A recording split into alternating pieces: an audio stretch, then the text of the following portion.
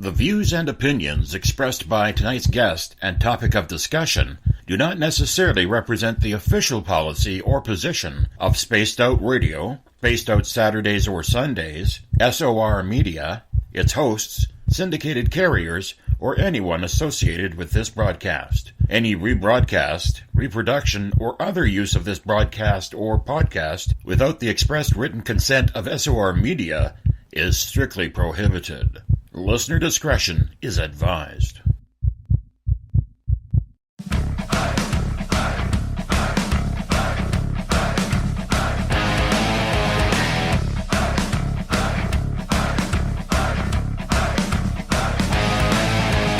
Are you experienced?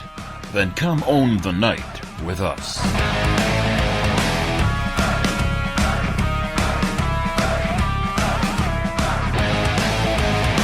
Little brother has taken control, shoveling dirt in every hole.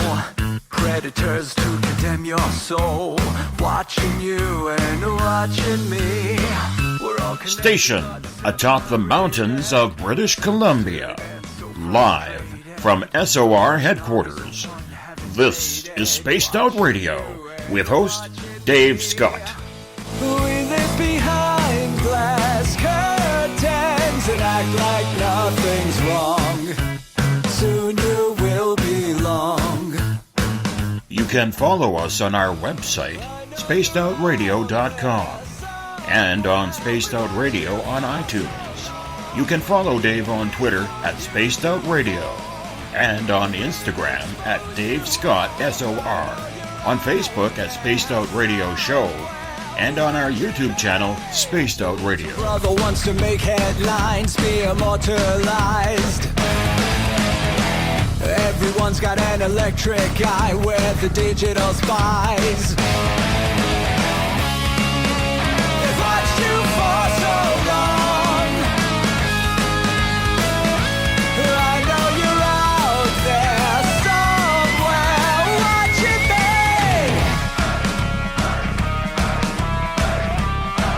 me. Buckle up, space travelers. It's time to go for a ride on Spaced Out Radio with host Dave Scott. I know you're out there somewhere. We've watched you for so long.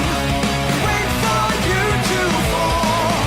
We will expose you all. I know you're out there somewhere watching me. Little brother wants to make headlines, be immortalized. It's Monday, March 12th, Tuesday, March 13th, if you're on the East Coast or across the pond, and this is Spaced Out Radio. Hope you had a great day and night. I am your host, Dave Scott, live from the Great White North in the Caribou region, on top of the snowy mountains of central British Columbia, right here at SOR headquarters. We are 150,000 strong, nightly on WQEE 99 Rock the Key down in Noonan, Georgia, home of The Walking Dead. We are live as well on the United Public Radio Network, 107.7 FM in New Orleans, and over 160 countries around the world. We are also live at spacedoutradio.com, Spreaker, The Fringe FM, and if you're listening in on Revolution Radio, remember the Double R Machine is a donation station financed by you, the valued listener. Head on over to revolution.radio and donate today. We are all over social media. You can watch us live right now on periscope.tv. We are also on Twitter at Spaced Out Radio. Give our Facebook page a like, Spaced Out Radio Show. On Instagram, follow me at Dave Scott SOR. Subscribe to our YouTube channel. Go to youtube.com/Spaced Out Radio. Listen to us on iHeartRadio in the United States, TalkStream Live. Tune us in on TuneIn. Download and subscribe to our shows on iTunes. Our website, of course, is spacedoutradio.com, where we have a site that's full of adventures. You can read up on the encounter online, dealing with everything strange, paranormal, and odd. Shop at our Spaced Out Radio store.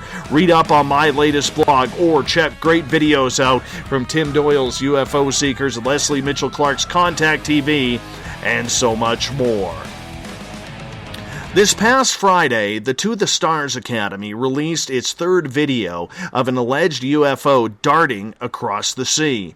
The video was said to have been filmed by a couple of Navy FA-18 Hornets. If you haven't seen the video yet, well, you can YouTube it. But let's paint a little bit of a picture here for the radio fans. You have to see this object being filmed. It looks really cool, but what is it? It's filmed from about 25,000 feet in the air. The object, looking like a small orb, is racing across the ocean very fast. The video is only about 20 seconds long, and it's pretty hard to decipher what the object truly is. Is it a UFO, like To the Stars is saying? Or is it a projectile fired from a Navy ship during an exercise? Or is it a bird? The pilots seem convinced that it's nothing they've ever seen before. However, to me, the video is too short to use anything but speculation right now. To break it all down, we have our resident UFO man, Tim Doyle, from UFOseekers.com, coming in to talk about this video and how over the last number of months, ufology, has it changed? Or is it still the same? Tim, welcome back to Spaced Out Radio. Hope the goatee is looking tight tonight, my friend. How are you? Very good, my man. How are you? I'm doing very good, very good. Had a good weekend. I'm finally feeling 100%. My son decided a week and a half ago to give me a cold, but I think I'm finally over it, which is really, really nice. How you been doing? Most excellent. Yeah, but we got some rain down here, so sky watching got cut a little short with the rain delay. You get rain down there? I wasn't sure. Yeah, in the San Joaquin Valley here, where all the farmland is, the weather, the like microclimate, I guess you'd call it, is completely different than most of the other areas of California. So it seems like we have cloud cover almost as much as San Francisco, because it rolls in and sits down in the valley. So it's nice. Mm-hmm. Well, you know what I was pretty excited about is today it hit 11 degrees Celsius here, which was approximately 50 degrees Fahrenheit. And I'll tell you, oh my God, I had almost 2 feet of snow and ice on my roof, and it is melting like anything. Shorts weather for you. Oh, dude, I was seriously peeling down. I didn't even wear socks today, and I'm okay with that because, you know, the warmer it gets, I mean, like today, you're right, it was a shorts and t-shirt day up here, you know, but I still have 3 feet of snow in my backyard, and doesn't that snow make it easier to track like Bigfoot type creatures because you're getting the tracks left in the snow? Well, the problem is I can't get into where our Sasquatch gifting area is. It is way too thick of snow in there because we're not in the mountains. In the mountains, there's still 4 to 5 feet of snow. So I'm at 3 feet. So it's a little bit difficult to get in there. The paths haven't, like the logging roads haven't been plowed at all. They probably aren't going to be plowed for about another month. So we're stuck until probably end of April, maybe early May, before we're able to get in there and check to see if anything moved around our Sasquatch villa that we're trying to create.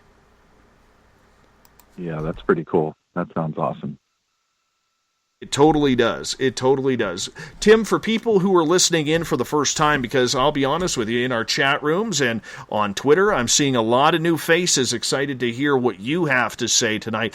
Why don't you take a couple of minutes to describe what UFO Seekers is all about and how you got into the UFO field? Yeah, well, basically, Tracy and I, or my girlfriend, Tracy, we started dating and we got into astrophotography, and being located where we are, there's a lot of great mountain ranges, including national parks like Yosemite, for instance, and rivers and lots of desert. So we started going out and using telescopes and watching the sky and the stars at night. But of course, we live in like military airspace and a place where weird things seem to happen. So over the course of time, we started seeing weird things, and then one thing led to another, and we started making YouTube videos when we would see things. and that kind of turned into a big YouTube channel. And now UFO Seekers, we have a official case system, so we get reports of UFOs in daily, and we do log those into a case ticket system where they do get assigned physical case numbers, just like MUFON. And Tracy and I are like UFO investigators, and UFO Seekers is now branching out worldwide.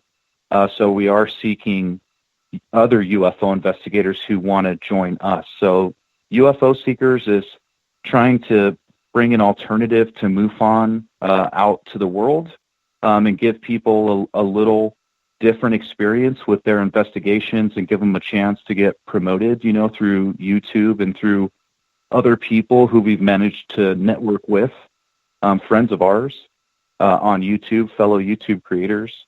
And that's what I do full time, is track down, do research about UFOs and talk to people about their sightings and listen to witness reports. So, for instance, I just spent some time this past weekend meeting with someone who actually was chased out of a forest by some kind of creature that was throwing boulders at him and his friends.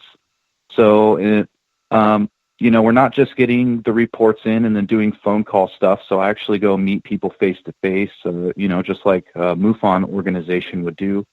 And then we do follow up typically at the location. So I think that's what separates us, or just makes us different, because it was always our intention to submit any evidence that we do catch to MUFON. But we've kind of moved past that now with a lot of revelations that have come forward lately, and a lot of complaints that we've heard from UFO investigators who've been doing this for a long time. So we actually go to the scenes of these incidents, and we create full production videos based on our investigations, and we spend time trying to see what the people are seeing. So we're not just interested in debunking people or taking people's stories and turning them into movies. We're actually trying to help the people who are seeing these things by documenting it, and then putting it out there for other people who maybe have seen similar objects, so it can give people some closure. Tim, you mentioned something that you and I haven't even talked about, that you're trying to branch out to build your own research, much like MUFON, except a little bit more independent. Why are you taking on that task? I think the UFO community is just looking for someone to take the UFO phenomenon serious. We're not just looking to be an event organization that just hosts like symposiums or events. We just wanted to be different and take a little bit of different angle. And we're really looking to enhance the UFO investigator experience for people who do take the UFO phenomenon serious. I've even listened to past MUFON members, like on your show, who talk about, things that they didn't like and they would like to see change. And that's what we're trying to do. So we are a private company, but that gives us the ability to possibly even pay people to do UFO investigations. And that's our hopes, is actually to pay people to investigate UFOs and actually get paid every time you go out, and it's like the same thing as a MUFON. You join with like an annual membership, and you get, details and paperwork on what you can do and what to look for. And a lot of it's based on Tracy and myself experience being out in the field. And, hopefully we can change and bring more credibility to this field, because we do feel like a lot of the celebrities who are kind of in industry, because the UFO phenomenon is like turned into an industry, and then you have like movements inside of this industry, and there's like conferences and events and books and stuff, and absolutely there's nothing wrong with that, because it's all about delivering content to different audiences, and people are interested in different stories. But for Tracy and myself, we have a little different take.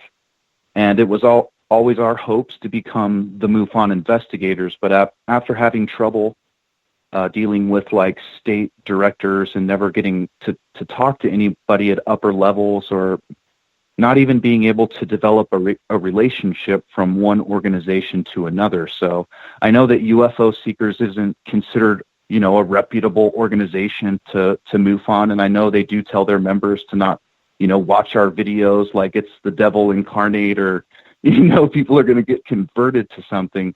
But honestly, we're just interested in the truth. And more than anything, we're interested in the little people. So I think a lot of times the media or the movies or the television shows that are out there are so focused on the big stories.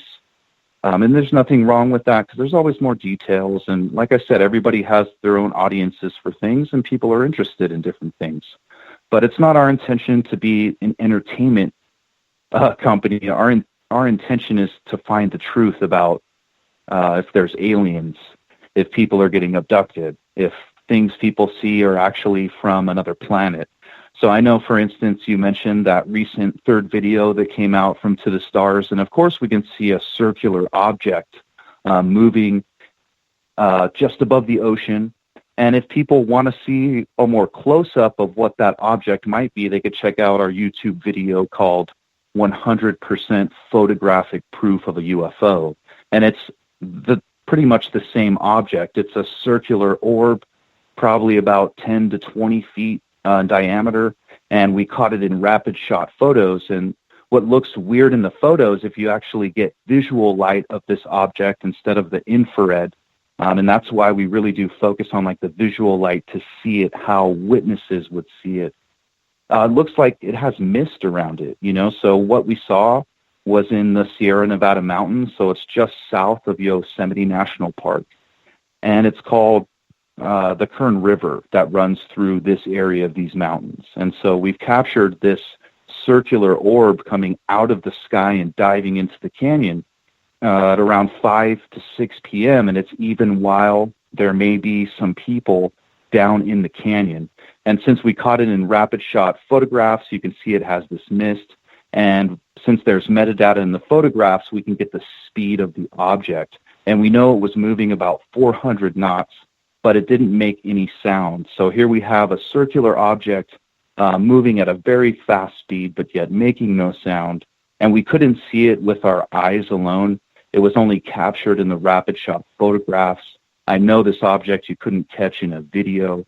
So there's real stuff that's out there, and people can catch that stuff. So we're really hoping that we can help train other people who'd like to become UFO seekers themselves, and help train them on which cameras to use, and providing them with like the equipment they need to go do their investigations, and having like training sessions, things that I think from an investigative standpoint, from a skeptic to a believer, we want to have all of these people. We don't want it to be biased. We'd like to do things like analyze these videos that To the Stars Academy released. If they have the full-length videos and they can give us some more context about where they came from and if there was testing going on and what other crafts might have been in the area, we kind of have like a team of analysts who range the whole spectrum. People who are pure skeptics and never believe nothing, pure believers who believe lots of things, and then other people who just have to be convinced by the evidence. And so, I'd love to take on analyzing stuff like that, because that's essentially what we don't see from MUFON. I always thought when we first started that, we could submit evidence to this, a big organization involved in this community, and then this organization is like the Supreme Court, and it hands out, judgments every year about things they think might be real or might not be real. And that's, an area that we don't mind trying to step into, providing people out there that credible, unbiased place who's going to work with local organizations too. So I would really like to work with local UFO groups.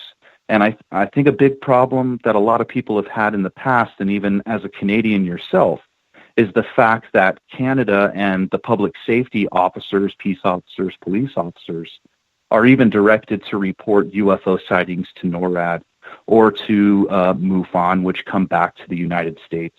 I would rather have it and this is how it's going to be for us, is a sighting comes into our main organization, UFO Seekers, but we have relationships with people in your local area. So if someone wants to sign up their UFO organization under UFO Seekers, they can sign up just like an individual member would. But that UFO group becomes part of our membership and our sighting base. So if we get a sighting from anywhere around that location, those locations, we're actually rerouting it to that local group. So that way us as UFO Seekers can try to track patterns that we're seeing, that analysis private about patterns and things like that, but of course sharing it with our groups that we've made partnerships with. But this way it gives those local groups the ability to database these things and have ownership over them. So there's things out there like angieslist.com, for instance, where you can hire a contractor through the website, and the contractor comes out, and fixes whatever, and you actually are followed up with by Angie's List. And that's what UFO Seekers will do. So we can assign a local UFO Seekers direct investigator, or we can assign a local group who is joined with UFO Seekers to your case. And of course they handle it, and of course we all will follow basic guidelines, right, for the investigations, just like UFO groups have done since the beginning of time. But we'll actually concentrate on following up with the individual and seeing how their experience was with the investigators. And so our main goal is to provide like that customer service platform to help people find out what's going on by having local UFO investigators that are actually getting paid for their time, getting reimbursed gasoline expenses, and then, providing us with information, and then that stuff can go out into full production videos for everyone to see if the content is compelling. And that way it's not ever getting buried. It's not getting rerouted to some Hollywood group who's going to monetize it, change it, make it more radical. So it turns into, a bigger, more explosions and radical looking aliens, because we definitely also feel that there are leaders in the UFO community who help constantly promote some things that might seem too radical. So that's where we really want to stay mellow and moderate and provide people like a baseline that they can come back to. So the best UFO sightings, sometimes they're just some type of orb that's near the ground, and it leaves trace evidence by burning a tree or burning the ground. And that's it.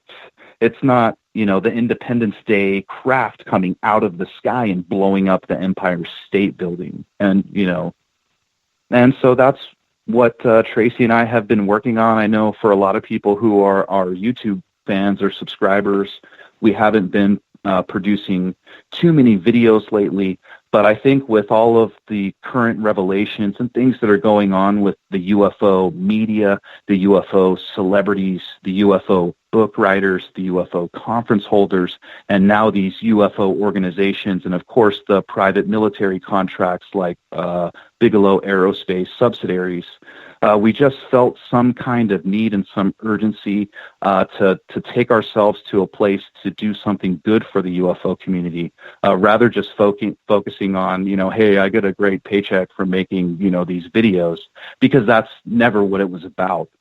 Tracy and I are very interested in the truth and what people are seeing. And so what UFO Seekers has done is it's never about us or what we think.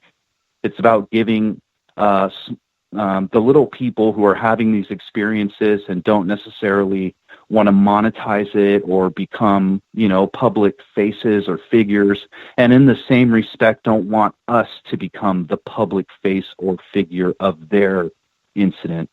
That's where we want to be that place for those people to come to and have that trust with people to know that it's never about, monetizing the traumatizing experience they had. I don't usually do questions in the first hour, but Guy has one here in one of our chat rooms, and he's saying, Tim, will you guys have an app with locations of all the sightings, an open source tool for open and transparent data?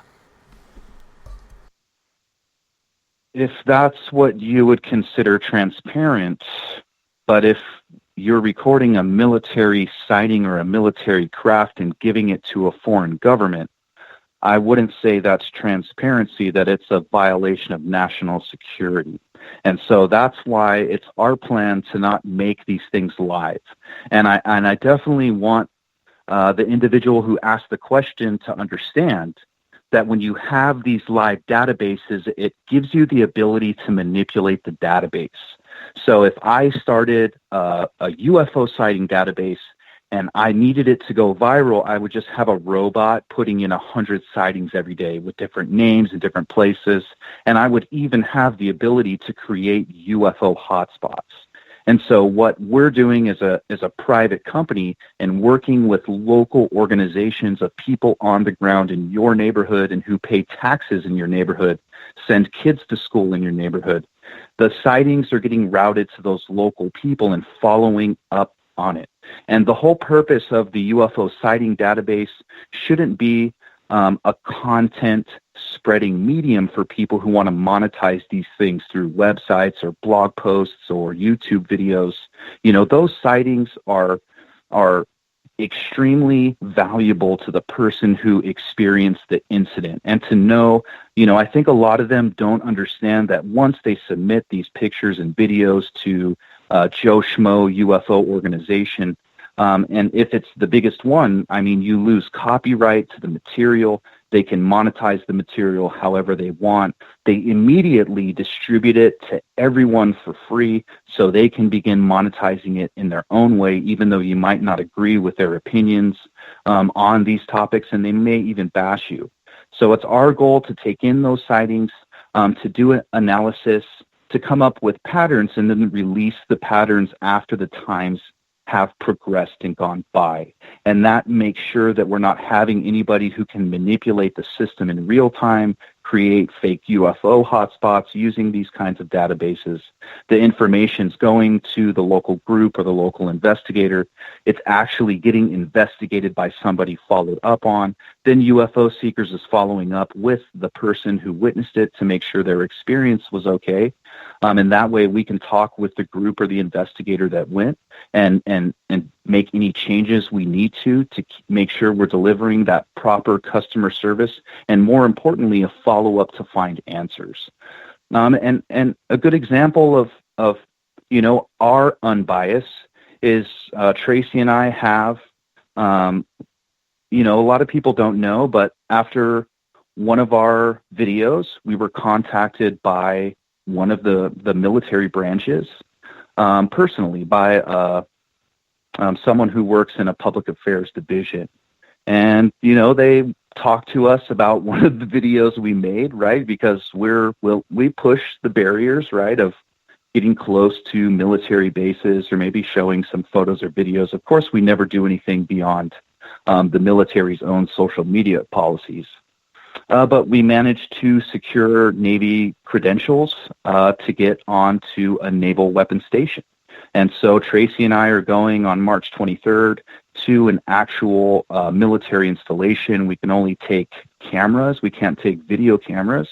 And we're going for a non-DOD, non-public international photo day where we get to go to the runway and watch planes, the most high-tech new planes.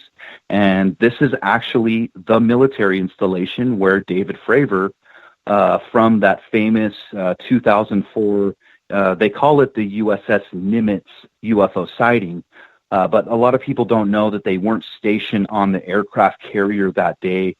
His squadron is actually stationed at Lemoore Naval Air Weapons Station, located near us in the San Joaquin Valley in California. It's actually in the middle of farmlands.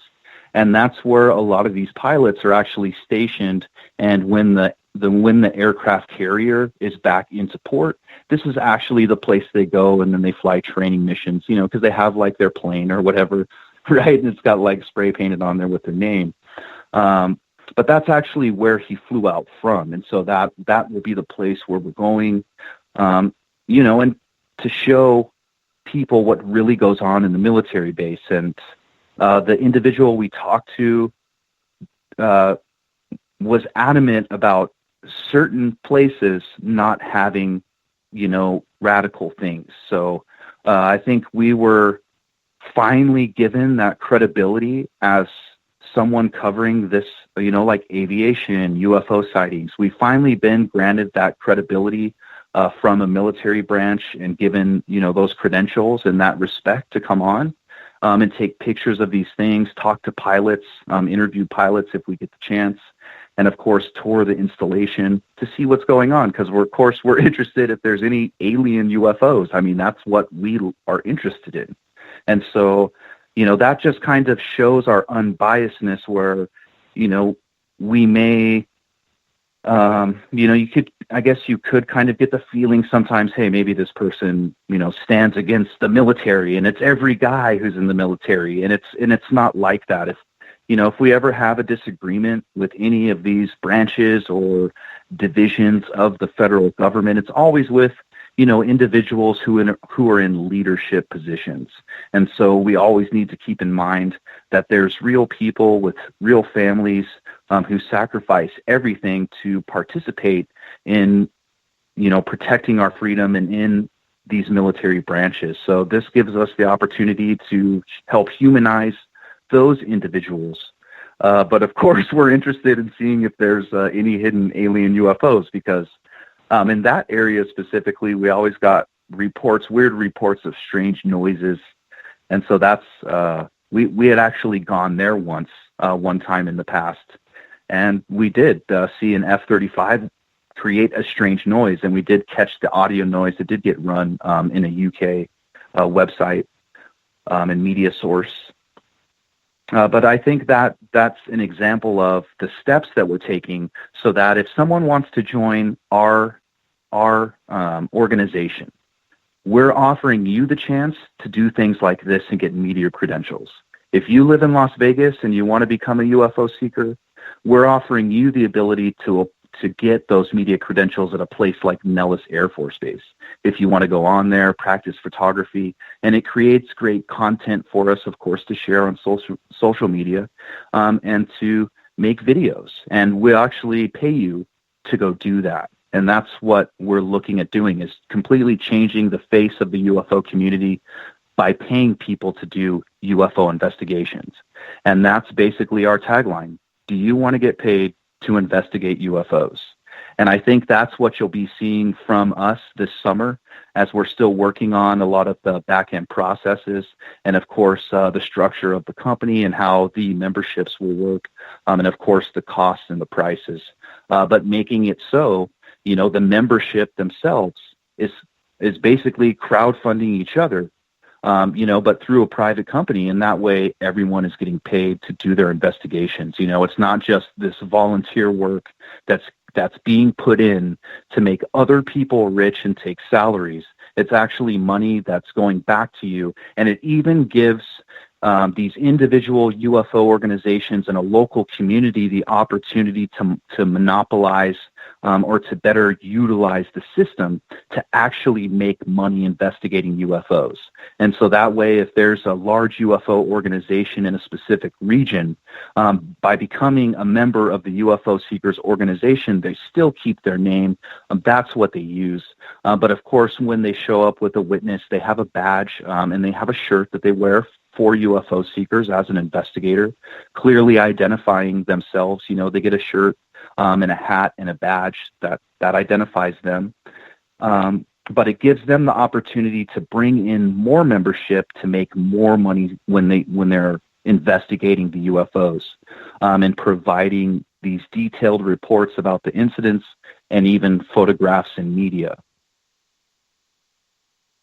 That's a heavy, heavy task to take on, Tim. And how has the response been from people? Have you been having people come up to you and say, There's been no response, because this is the first official announcement. And so that's what I wanted to give to the Spaced Out Radio family, because I'm on here once a month, was basically to make this big announcement about what we've been doing and our future plans. And that's what is happening with our organization. So they should expect more announcements in summertime. about how they themselves can become a UFO seeker and get paid to investigate UFOs. Have you been approached by other people about setting this up, though, Tim? Or do you just feel that maybe it's time to give the public something a little bit more independent, shall we say? Definitely independent. I think and it even makes me worry that, hey, man, at some point, even I'll die, and who would be leading something like this? So maybe it's something that only lasts Tracy and I's lifetime. I think, us having that priority control of what is going on and making sure it's truthful and making sure it's transparent to the members, which would always be the number one goal, is what it's all about. And no, I haven't been approached by anybody. I'm not working with anybody. This is literally something that's been created solely by Tracy and myself. That's it. And we expect it to work just fine and to work great. And most importantly, to work great for individuals who investigate sightings. So instead of just being volunteers, they can actually call themselves a professional. I mean, the whole definition of professional when it comes to career is you get paid to do your profession. And that's what we want to offer people and offer local UFO groups, is to give them the ability to get access to sightings and reports that are coming through us, and also giving them the, opportunity to make money at it, because you have to. I'm sure and it's not about getting rich. It's about being able to pay your bills. So if you're going to spend time chasing this phenomenon, which is very hard to figure out, so I can assume the chasing is going to go on for a long time. And so to go out on these investigations, to meet these people, it costs gas, it costs time missed with family, time not spent with the wife or the husband. So it's giving them a payback, and at the same time, definitively allowing them to put this on a resume and show that they were actually a paid professional doing it, and even be able to file it on taxes. We even will have training for these individuals to help show them how to set up their own UFO group business licensing, how to file taxes. Of course, a lot of that stuff would probably be focused on America until we got a lawyer somewhere who works in Canada or other countries. But at least for the American organizations who are joining, we'll even give them an ability to hear from an accountant to help them start these small maneuvers to make sure they're licensed, they're credible, and basically they can work as subcontractors for us and actually pay taxes, actually get paid to do it. And if they want to hire more investigators and do more sightings and make more money, that's truly the American way, Dave. I don't know what that American way is. I'm way too Canadian for that. Way too. What if I want to do it the Canadian way? Does it come with free coffee from Tim Hortons? Maybe a donut. Maybe a donut. Or a free coffee sounds good. A free moose ride. There we go. A free moose ride. Anyhow, I think it's I think it's a fantastic idea, and I thank you so much for treating our audience to that first, because I didn't even know about that you were doing that. You and I talked quite a bit about things in regards to the UFO field, so that's exciting news. Now I know you're actually keeping things from me, so that answers another question that I have. No, but on a serious note, I think competition is good, Tim. I really do think competition is good, and I realize we may not look at it as competition, but the fact is there's a lot of people right now in the field of ufology who are not trustworthy of many organizations out there, as we have talked before, and we talked last time you were on about MUFON. There are questions about the validity of MUFON and how much they have spread information which was supposed to be confidential. So I'm going to ask you this. How can you guarantee the confidentiality agreements of your potentially new organization? Well, I can guarantee you, because if it happened, I would resign. I would not do this anymore. I would actually give up if I took that step. I mean, if you lose that credibility, I just, and that's why we want to work with these local UFO groups. And that's what we're trying to nip in the butt, right? Because if there's people who are actually getting paid to do this, there's going to be competition on the local level. I mean, you hit it right on the head. I think maybe you're thinking too big because you feel MUFON may actually last. But from the things we've seen, we're just not sure because of the structure and the amount of money that's spent on the events and symposiums as opposed to the STAR team. And so it's and instead of being that nonprofit, we are the private company. And that's what's going to give us the ability to pay these investigators who are doing it in the local areas. And if we're following up with witnesses and things aren't going right, I mean, that's the whole point of this, is to remove those investigators and to bring in other ones who are going to do it correctly, who are using the right instrumentation and writing the right reports, and giving these people the answers or, the experience that they demand out of, divulging this kind of information. I mean, if we're going to talk about that, I mean, come on, if we really want to bring up divulging this information, what is a live database then, right? I mean, the only next step is just divulging someone's name if they didn't give permission, right? But I mean, that's not much. I mean, the true value is not in the person's name. The true value is in the location coordinates, the media, and the context to the sighting, right? And that's like the whole difficulty for people with these To the Stars Academy videos is if, when I wake up in the morning and I jump on the computer and I start reading emails and social media messages and I'm getting content.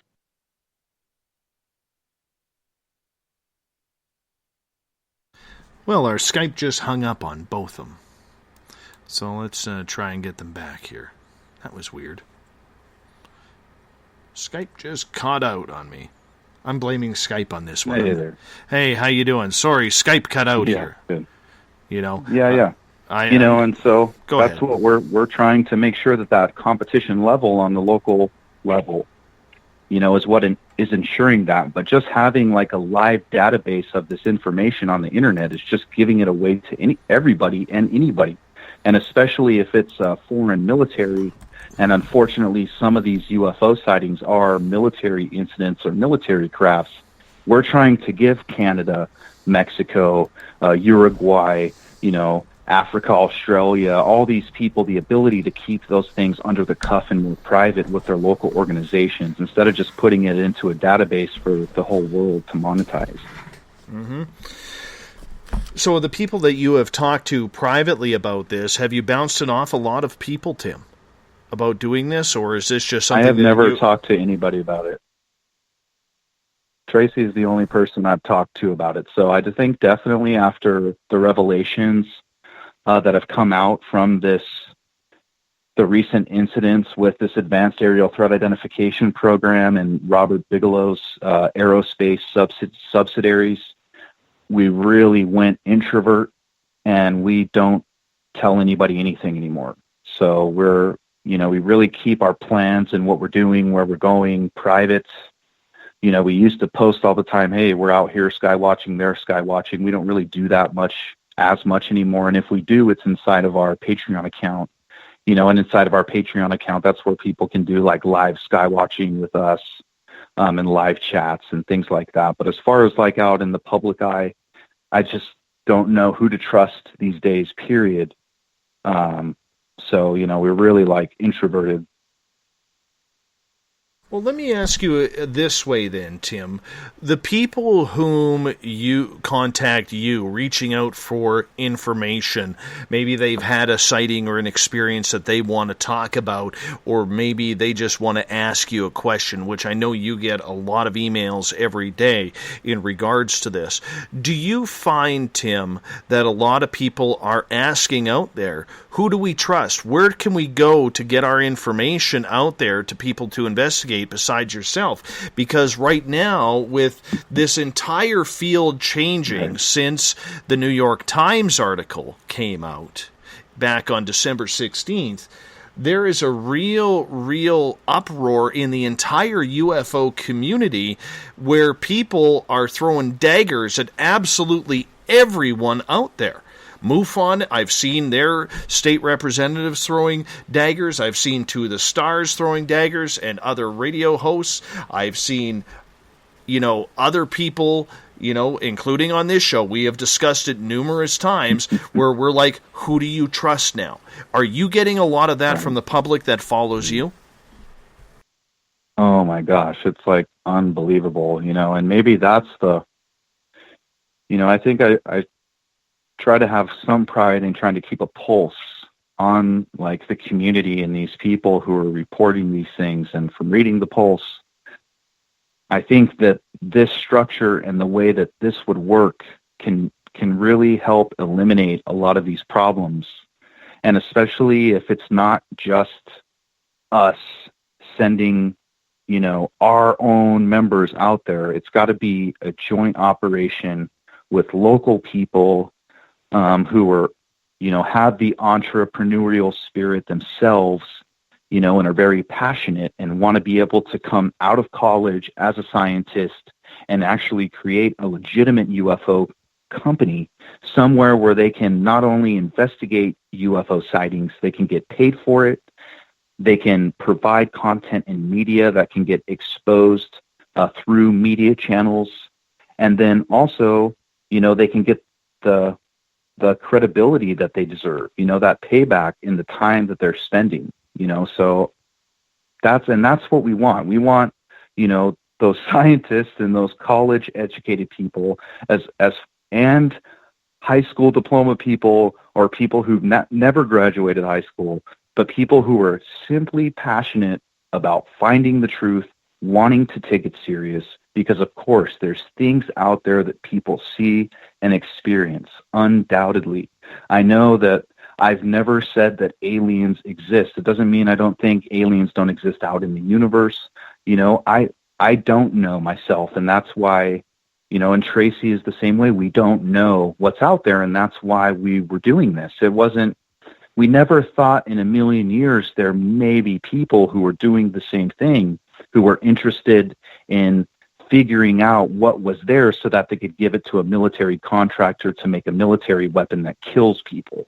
And so I think that's what was so disheartening for us, was to see that information literally go to killing people. And so, it's literally our purpose is to never, reach that level of corruption. It's about promoting the local people. If there was like a UPARS or a local MUFON group that wanted to spin off or still use their same name, but they want sightings to come in and good ones, and they would like to get paid to do it and actually like file it on their taxes and maybe even make their own business license and maybe bring in other investigators because they have equipment and they're good at photography, and not just only chase these UFOs and these reports, but also going to military installations and having real credentials, passing background checks, getting those real credentials to these installations, and actually, developing their photography skills or developing their interview skills, or to see these bases firsthand and to see these aircraft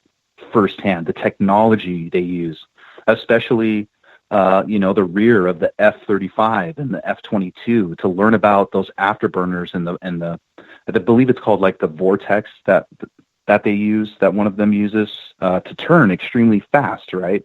So instead of just the jet engine that points straight back, it has a cone on it that can move, so the jet engine can point in a downward direction, helping you to turn or flip better. And I think through learning about those things and getting the confidence to be around, those straight up military people who take military service serious, can help them analyze UFO sightings better. If they're getting something in about blinking lights, what color lights were they? Where were they positioned? What does it sound like? Because for me, after being in the field for over 2 years now, every single night, and going to military installations over and over and over and over, you really start to learn the differences in the sounds and what's coming, So I could be in the house and hear a sound coming from outside, and I know exactly what plane is coming over. I know how many engines it's have. I can tell the difference in sound between a dual propeller and a single propeller plane. So it's getting that experience too, and not to mention getting reimbursed for your gasoline. Couple questions from Gail in Periscope. She is asking, Tim, how do you make sure people just don't make up the sightings to rip you off and get paid? Exactly. Yeah, and that's why we actually communicate with these witness people. We actually, as the head organization, are taking in the sighting. The sighting doesn't come in through the group. The sighting comes in through UFO Seekers. We make contact with the individual. I'd say no different than a lead generation company, right? So we're calling back the individual, looking at the media and analyzing it before we ever send an investigator out. So completely eliminates any chance for that. And a follow-up question from Gail regarding this. Tim, what will you do with all of these reports on the sightings?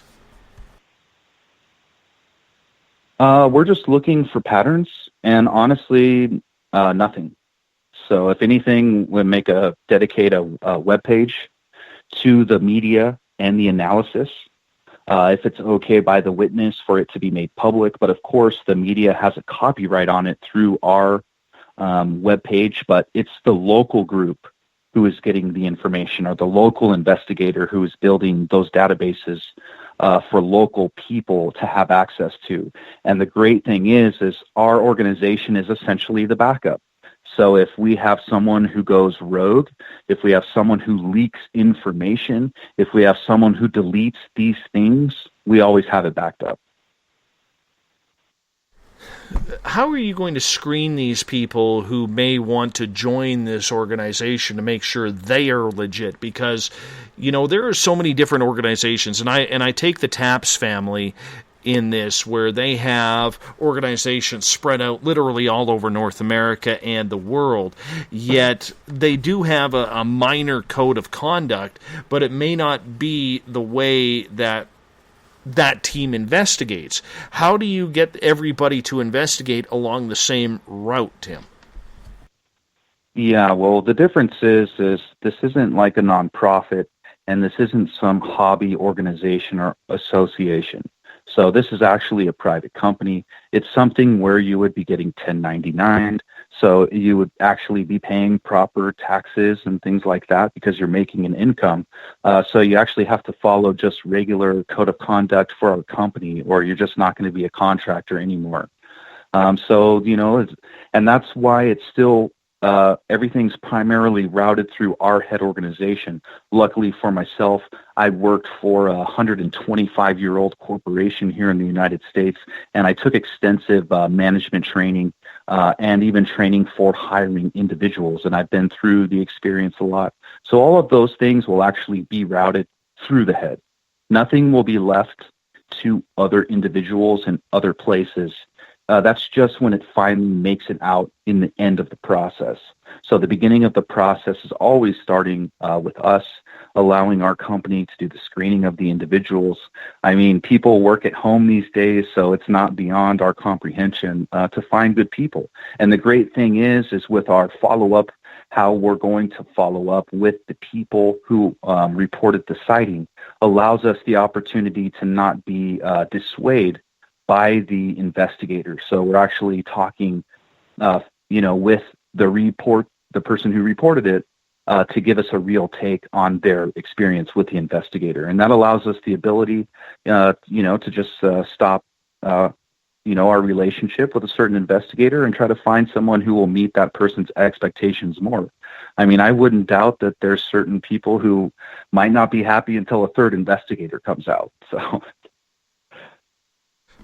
Tim, there's a lot of people who also speculate that groups like this can't help it but be infiltrated by any type of government official checking on in to see what they are doing.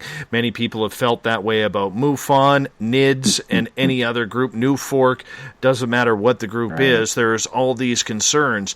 How do you then, vet the idea that there may be a spook or two that wiggles their way into this.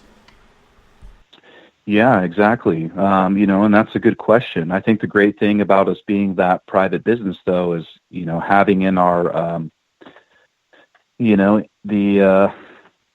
I don't want to call them employee papers, but let's just say like the subcontractor contract, you definitely wouldn't be able to have anything like that in your past without disclosing it to us. So I would say it's like grounds for an immediate termination of any type of relationship.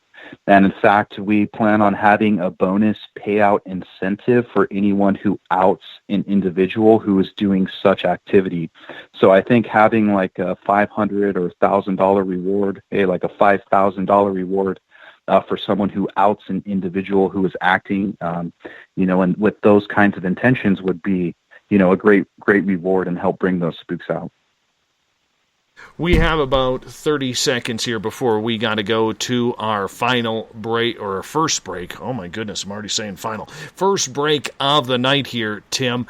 I think this is an exciting program. I think it's absolutely fantastic. I know that whatever we could do on this end to help you out, our people here would definitely love to be able to help you out in any way, shape, or form, because I think... Awesome. I think the way it is, Bud, and when I say this, the big thing today is trust. Who do you trust, especially in this field? Because everybody is jaded, everybody is jittery, and hopefully soon we can come out of that very, very quick. Because in the end, right now, the only people getting screwed right now are the experiencers who don't know where to turn.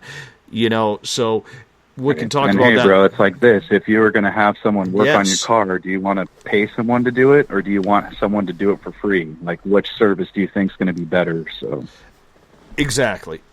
You hold on a second, Tim, because in hour number 2, we're going to break down the latest video from the To the Stars Academy, video number 3 of the UFO that they have released to the public. The media is picking it all up. And we'll talk about it more next on Spaced Out Radio.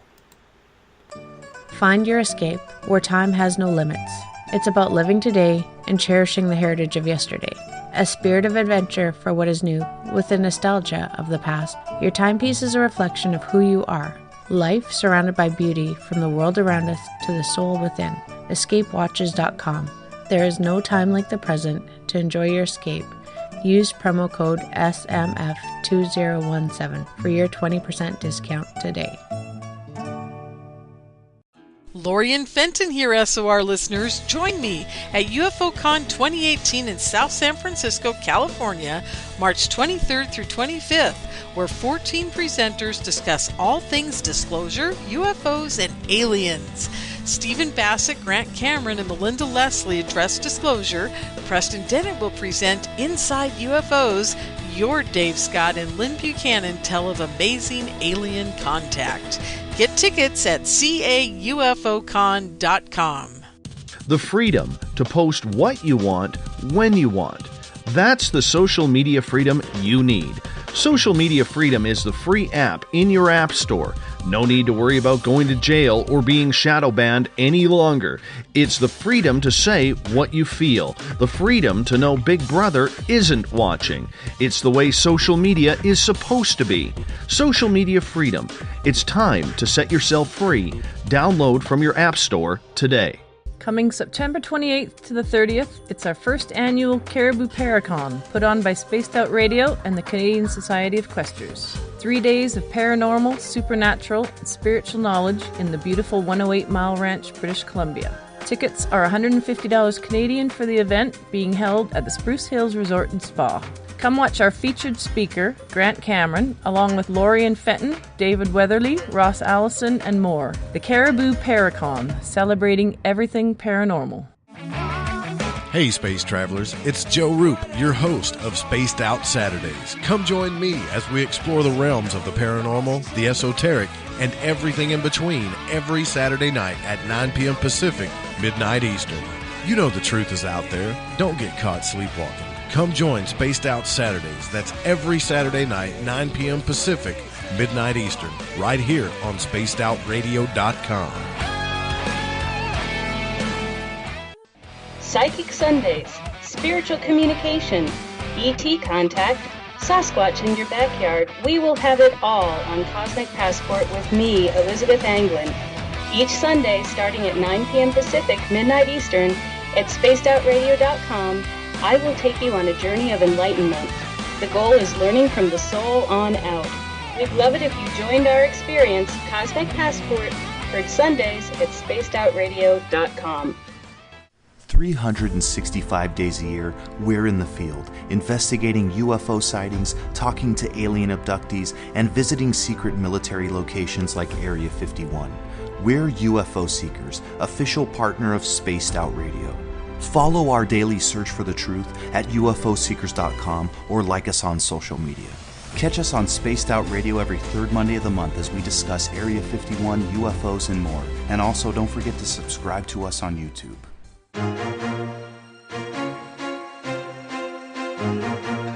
From coast to coast to coast, Blacklight Uncharted is taking on the paranormal across Canada. From ghostly hauntings to the UFOs flying above in conjunction with MUFON Canada, we're closely investigating what's going on in the northern skies and checking out the apparitions that walk among us.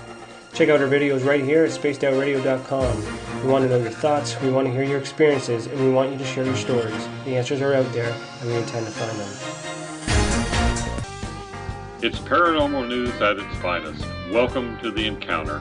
At spacedoutradio.com, The Encounter online is SOR's trusted news source for everything weird and strange going on around the world. This is news editor Eric Markham. Our team of journalists are scouring the planet for those strange stories that rarely make the mainstream. No fear-mongering or fake news here. Head over to spacedoutradio.com and encounter The Encounter. Want to learn more about aliens, cover-ups, conspiracies, cryptids, and the paranormal? All you have to do is tune in S4 as we take over the Spaced Out Radio night, starting at midnight Pacific, 3 a.m. Eastern, each and every Saturday night, right after Spaced Out Saturdays. Hi there, this is Eric Cooper from Forest Moon Paranormal. Join me, Corey Ruiz, and friends as we discuss the hot topics of the night. It's fun, entertaining, and as dark as the night. Find us at spacedoutradio.com. Are you interested in advertising on Spaced Out Radio? Head to our website at spacedoutradio.com and click on our advertising tab. There, you will find an assortment of ways you can get your product out there with us, from radio commercials to banners and social media. Have a product you like our hosts to endorse? We can do that too. Visit spacedoutradio.com for more details. Do you want to know what's really going on in your world? Do you have questions about who you can trust in the mainstream media? Then look no further than the Rebel Planet. Come get the straight answers right here at spacedoutradio.com. Join me, Jamie Sexton, creator of Rebel Planet News, as I fill you in on the stories behind the stories. All you truth seekers, be sure to tune in to Rebel Planet on spacedoutradio.com the third Thursday of every month. Hey, this is Canadian Paranormal Investigator Mike Moore.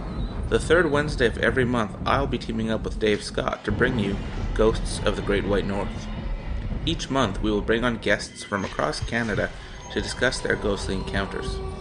Canada is a paranormal hotbed with stories you've never heard, so we're going to bring them to you. So get comfy on your Chesterfield, grab a donut, and join us, eh? The views and opinions expressed by tonight's guest and topic of discussion do not necessarily represent the official policy or position of Spaced Out Radio, Spaced Out Weekend, Spaced Out Radio Limited, its hosts, syndicated carriers, or anyone associated with this broadcast. Would you like to connect with us? Head to spacedoutradio.com for all your latest show info. And hit us up on Twitter using the hashtag SpacedOutRadio. Now, back to Dave Scott and SOR. Welcome back to the second hour of Spaced Out Radio tonight. I am your host, Dave Scott. Great to have you with us. Tomorrow night on the program, PMH Atwater is going to be with us. We are going to be talking about NDEs with children. You can check us out at 9 p.m. Pacific, midnight Eastern Time at spacedoutradio.com. We want to welcome in everyone listening in on WQEE 99 Rock the Key down in Noonan, Georgia, home of The Walking Dead. We are live as well on the United Public Radio Network, 107.7 FM in New Orleans and over 160 countries around the world. We are also live on The Fringe FM. And if you're listening in on Revolution Radio, remember the Double R Machine is a donation station financed by you, the valued listener. Head on over to revolution.radio and donate today. Bill Cardwell has set the password for tonight in the SOR Space Travelers Club. Autochthonous. Autochthonous is your password. Make sure you use it wisely, Space Travelers, as Bill sets the password each and every night right here on the mighty SOR. Now, if you want to follow us on social media, you can do so on Twitter at Spaced Out Radio. Use the hashtag Spaced Out Radio if you want to connect live with me during the show as well. Give our Facebook page a like, Spaced Out Radio Show. On Instagram, you can follow me at Dave Scott, SOR. Watch us live on periscope.tv every Monday through Friday. We are also on YouTube. Our YouTube channel is youtube.com/Spaced Out Radio. If you want to subscribe to check out our archives, we're on iHeartRadio in the United States, TalkStream Live. Tune us in on TuneIn. Download and subscribe to our show on iTunes. Our website is spacedoutradio.com, where we have a plethora of features for you. You could shop at the Spaced Out Radio store, read up on the Encounter online, dealing with everything paranormal, strange, and odd. You can also check out our lineup for the week, rock out to some Bumblefoot, or watch great videos from UFO Seekers, Contact TV, and so much more at spacedoutradio.com. Now, for the second time tonight, we introduce Tim Doyle from UFO Seekers. Now, Tim is usually on the third Monday of every month. However, old Davey screwed up on the schedule. So he's actually here a week earlier than normal. And Tim, I apologize for that, because I know you had it written down on your calendar. You even sent me the picture for it. But for some reason, I boo-booed, or I should say I erred on the schedule. Yeah, you can just give the apology to Tracy, because she's the one who loses out. Yes, you can blame me. And Tracy, if you're listening, I apologize. I totally apologize. But that is 100% my fault. We'll make sure that we get it right for next week, or next month, I should say, which will be April 16th. Monday, April 16th. Now, what I find kind of interesting, Tim, is the last couple of times we have had you on, usually the Friday before, there has been some intriguing news coming out of the To the Stars Academy with their UFO videos. And no doubt it happened again this past Friday, where the To the Stars Academy on the Washington Post, through an opinion article written by Chris Mellon from the organization, posted a third video of what they are saying is a UFO. I'd like you to break down that video for our audience, if you don't mind. Well, it's an interesting video. I really feel, and it would be like the same analysis I'd give for any individual who submits something. You have to have context behind it, So a lot of the times I get photographs sent, and it's a nighttime photograph from the person's property, and there's a light in the sky. Now, the problem is with the photograph, of course, let's say it was an alien UFO. The problem with giving any factual analysis is we don't see where it came from, when it appeared, when did it disappear. So the analysis is faulty. And so I do feel that, these videos we've seen lack that context. We don't know if there was a military operation going on. We don't know how long the video is, what they did after. We don't know where it goes. We don't know the specific location or the specific time. The things we do know this video was already on Vimeo.com in 2015, and so it was re-released essentially. I don't know why there's talk of FOIA requests or chain of custody when it comes especially to this last video. Because of that fact, people can look it up on Vimeo. And for what people are seeing, what they're seeing is an object that is racing, which looks to be skimming the ocean. I'm sure there is some distance in between this object and the ocean when it comes to it. However, in my opinion, it's very difficult to understand what is actually going on with this video because of the fact that it is so short. I'd like to see the beginning of it. I'd like to see the end of it, to see if there is any sharp turns, like 90-degree turns that we're used to seeing at top speed with some of these UFO videos out there. Or maybe it all of a sudden does a 90-degree and heads straight up into space. I realize the government would look at that and say, you know what, that would be classified information as we try and break that down. But at some point, they have to give us something, Tim, in order than just saying, just trust us. Yeah, and that's kind of the interesting thing is, you know, it's that specific video which seems to show a circular object. And for instance, when I referenced our video where we captured this object in rapid shot photographs, and you can see it basically clear as day, and because of the metadata in the photographs, the metadata in our video from that day and the context we could give about time of day, which way we were positioned, we can tell you what the weather was. But unfortunately, you know, I'm not considered credible because I'm just some you know, random guy on the side of a street at whatever time. You know, that's what they'll say about us. But, you know, I really think that the best evidence comes from investigators who are in the field in these places. And that's what I really want to give other people that opportunity to be that investigator who breaks something wide open and can give that context, you know, have the Geiger counter, the EMF detector with them, and give a full report, and the media, you know, and give them the ability to be put in the spotlight rather than, you know, certain celebrities or individuals who are involved with money-making operation being the faces of someone else's experience.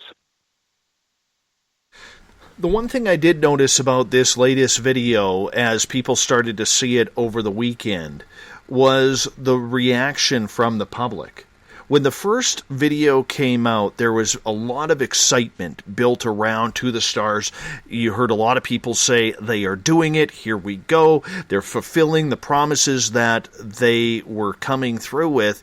Yet on the third video, there seems to be a lot more negativity this time around than there was the first. Why do you think there is a change in public perception regarding this video? Whether it's a UFO or whether, like I said in the introduction, it's a projectile from a Navy ship.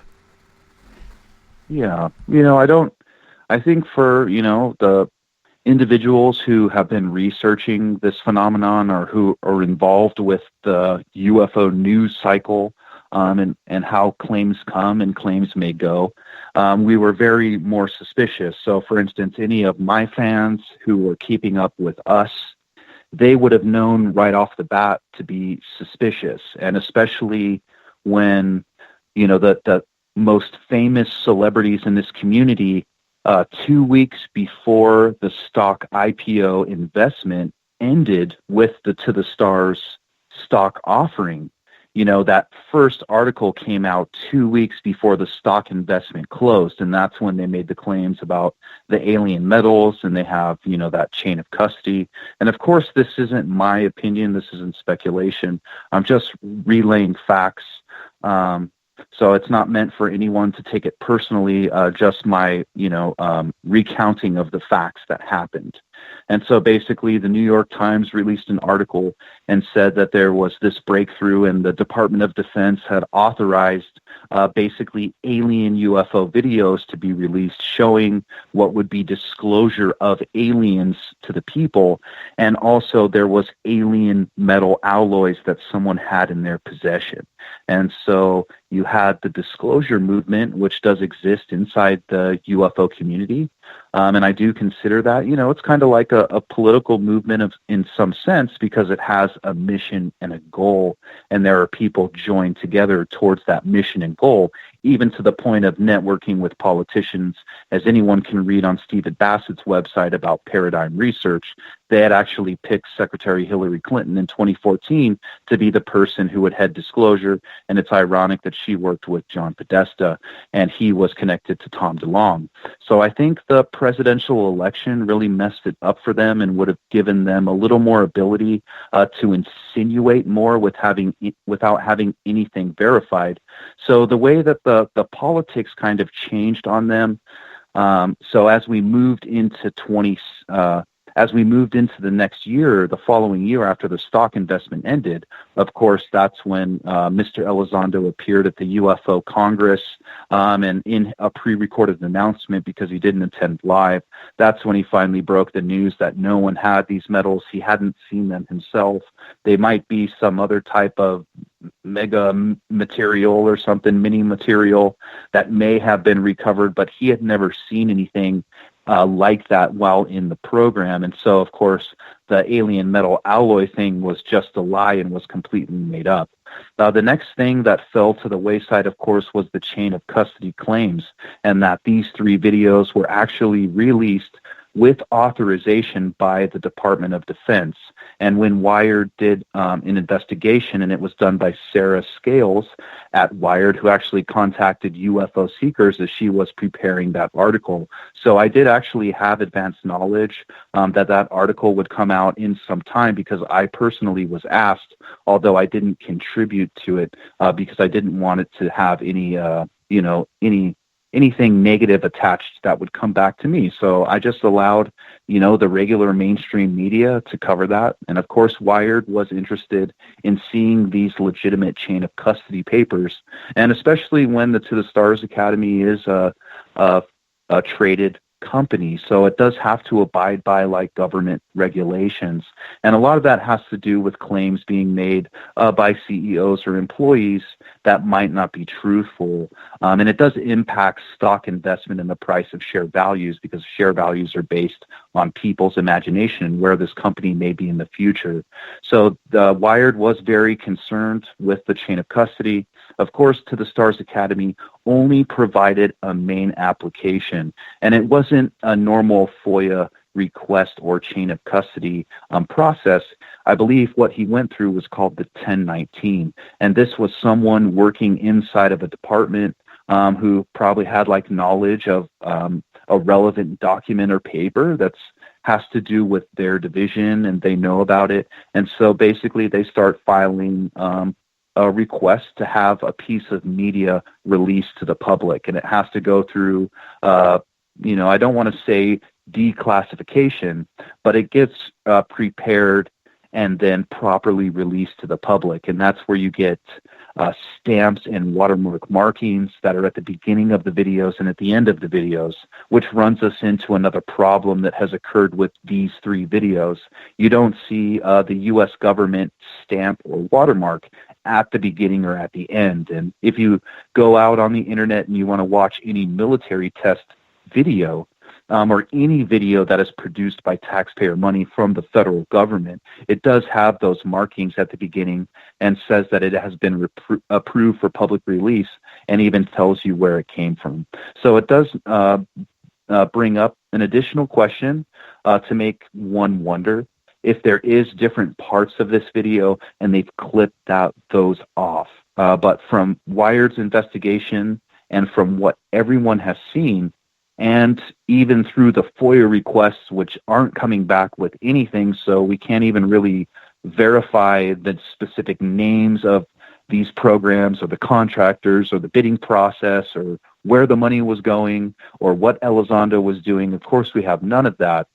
So I think that's why people have become concerned and upset.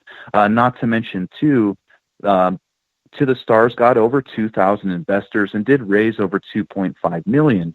So those investors paid $2.5 million for 3 videos. And it just so happens that the 2004 Fravor incident from the USS Nimitz strike group when he flew out of Lemoore and had the UFO incident, that video was already available on the internet. And in fact, it had been studied by a foreign student group.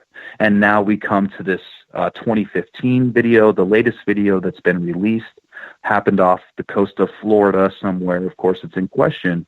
And of course, that video was available on Vimeo.com in 2015. So I think a lot of people became concerned and upset that 2 out of the 3 videos that the over 2,000 investors paid for were already available on the internet and available to view for free. And also another issue I think people have too is the copyright that seems to be asserted by this corporation. So I do want people to know that these videos, if they are produced by the federal government, I don't believe they have any copyright. So if you are an American citizen, you are free to take those videos and repost them on your own channel or on social media, because it's not like that company can own federal government property. And then also, too, it does bring up another issue. I would like to see people like the UFO Trail follow into regulations. I do know that Mr. Elizondo worked for the Pentagon up until a week before the To the Stars main announcement was made in October, I believe 2017, right? Or was it 2016? I think it's 2017, right? 2017. The time goes by so fast. Around October 5th or 6th, he stepped down from his government position. Right, and so it is important for any American citizen to know is that any federal employee who is involved with information that isn't readily available to the public, so this could be any federal worker doing any kind of federal work.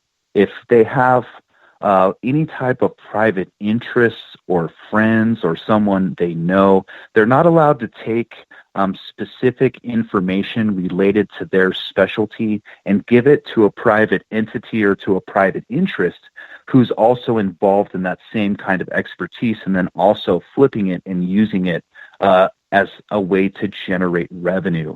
And so I think that's another issue from like the American citizen's perspective on this revelation, is that Mr. Elizondo was contacting Tom DeLonge before he left his work at the Pentagon, and I wholeheartedly believe that he violated federal regulations, and I think he should be very worried that someone might actually file a lawsuit for him monetizing any expertise or any type of media or ideas or things that he learned from his time in this program, and then releasing it to employees of To the Stars so that they can monetize it, and then taking it beyond that. They even did a stock release on it, and taking it beyond that, they even made relationships with people in the UFO community who were right on board to help them monetize these 3 specific sightings. I want to bring something to your attention and get your opinion. John Greenwald from the blackvault.com, he posted this earlier today in regards to the stars, and I'm curious to get your opinion here, if you don't mind. And I'm going to read the entire post. He says, strange denial of a FOIA request regarding Luis Elizondo and the Advanced Aviation Threat Identification Program. On February 12, 2018, the Department of Defense, Office of the Assistant Secretary of Defense, Joint Chiefs of Staff Office in FOIA case 18-F-0324 gave another rather odd no records response to a request which had multiple parts. Specifically, John had requested, number 1, the resignation letter of Mr. Luis Elizondo, DoD personnel who played a role in the Advanced Aviation Threat Identification Program. 2, any and all responses by Secretary of Defense James Mattis or any other DoD official to Mr. Elizondo regarding his resignation. 3, any and all letters, memos, recommendations, emails, etc. sent from Mr. Elizondo to any DoD official regarding the declassification or public release of videos as obtained by the Advanced Aviation Threat Identification Program. 4, any and all response to Mr. Elizondo and his effort to get videos or material evidence in the Advanced Aviation Threat Identification Program are released to the public. John then goes on to say, although I have an open appeal on the above with the DoD, it is noted they just wanted to forward my request to the Defense Intelligence Agency instead.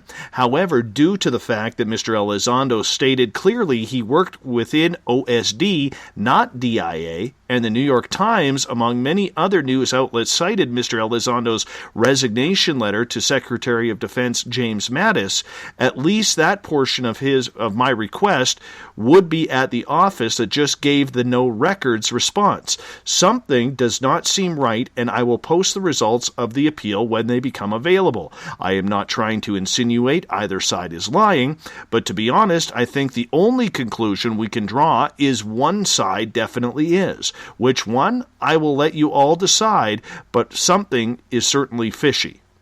So what do you think about all of that? That they apparently show no signs of Mr. Elizondo's resignation. Right, and I don't think anyone should be surprised because up to this point, they've only trusted opinions who are employees of this company or advocacy journalists who have book deals with this company. So I'm not surprised at all. And in fact, I consider John to be an American hero. I mean, that's literally trying to get to the heart of the matter.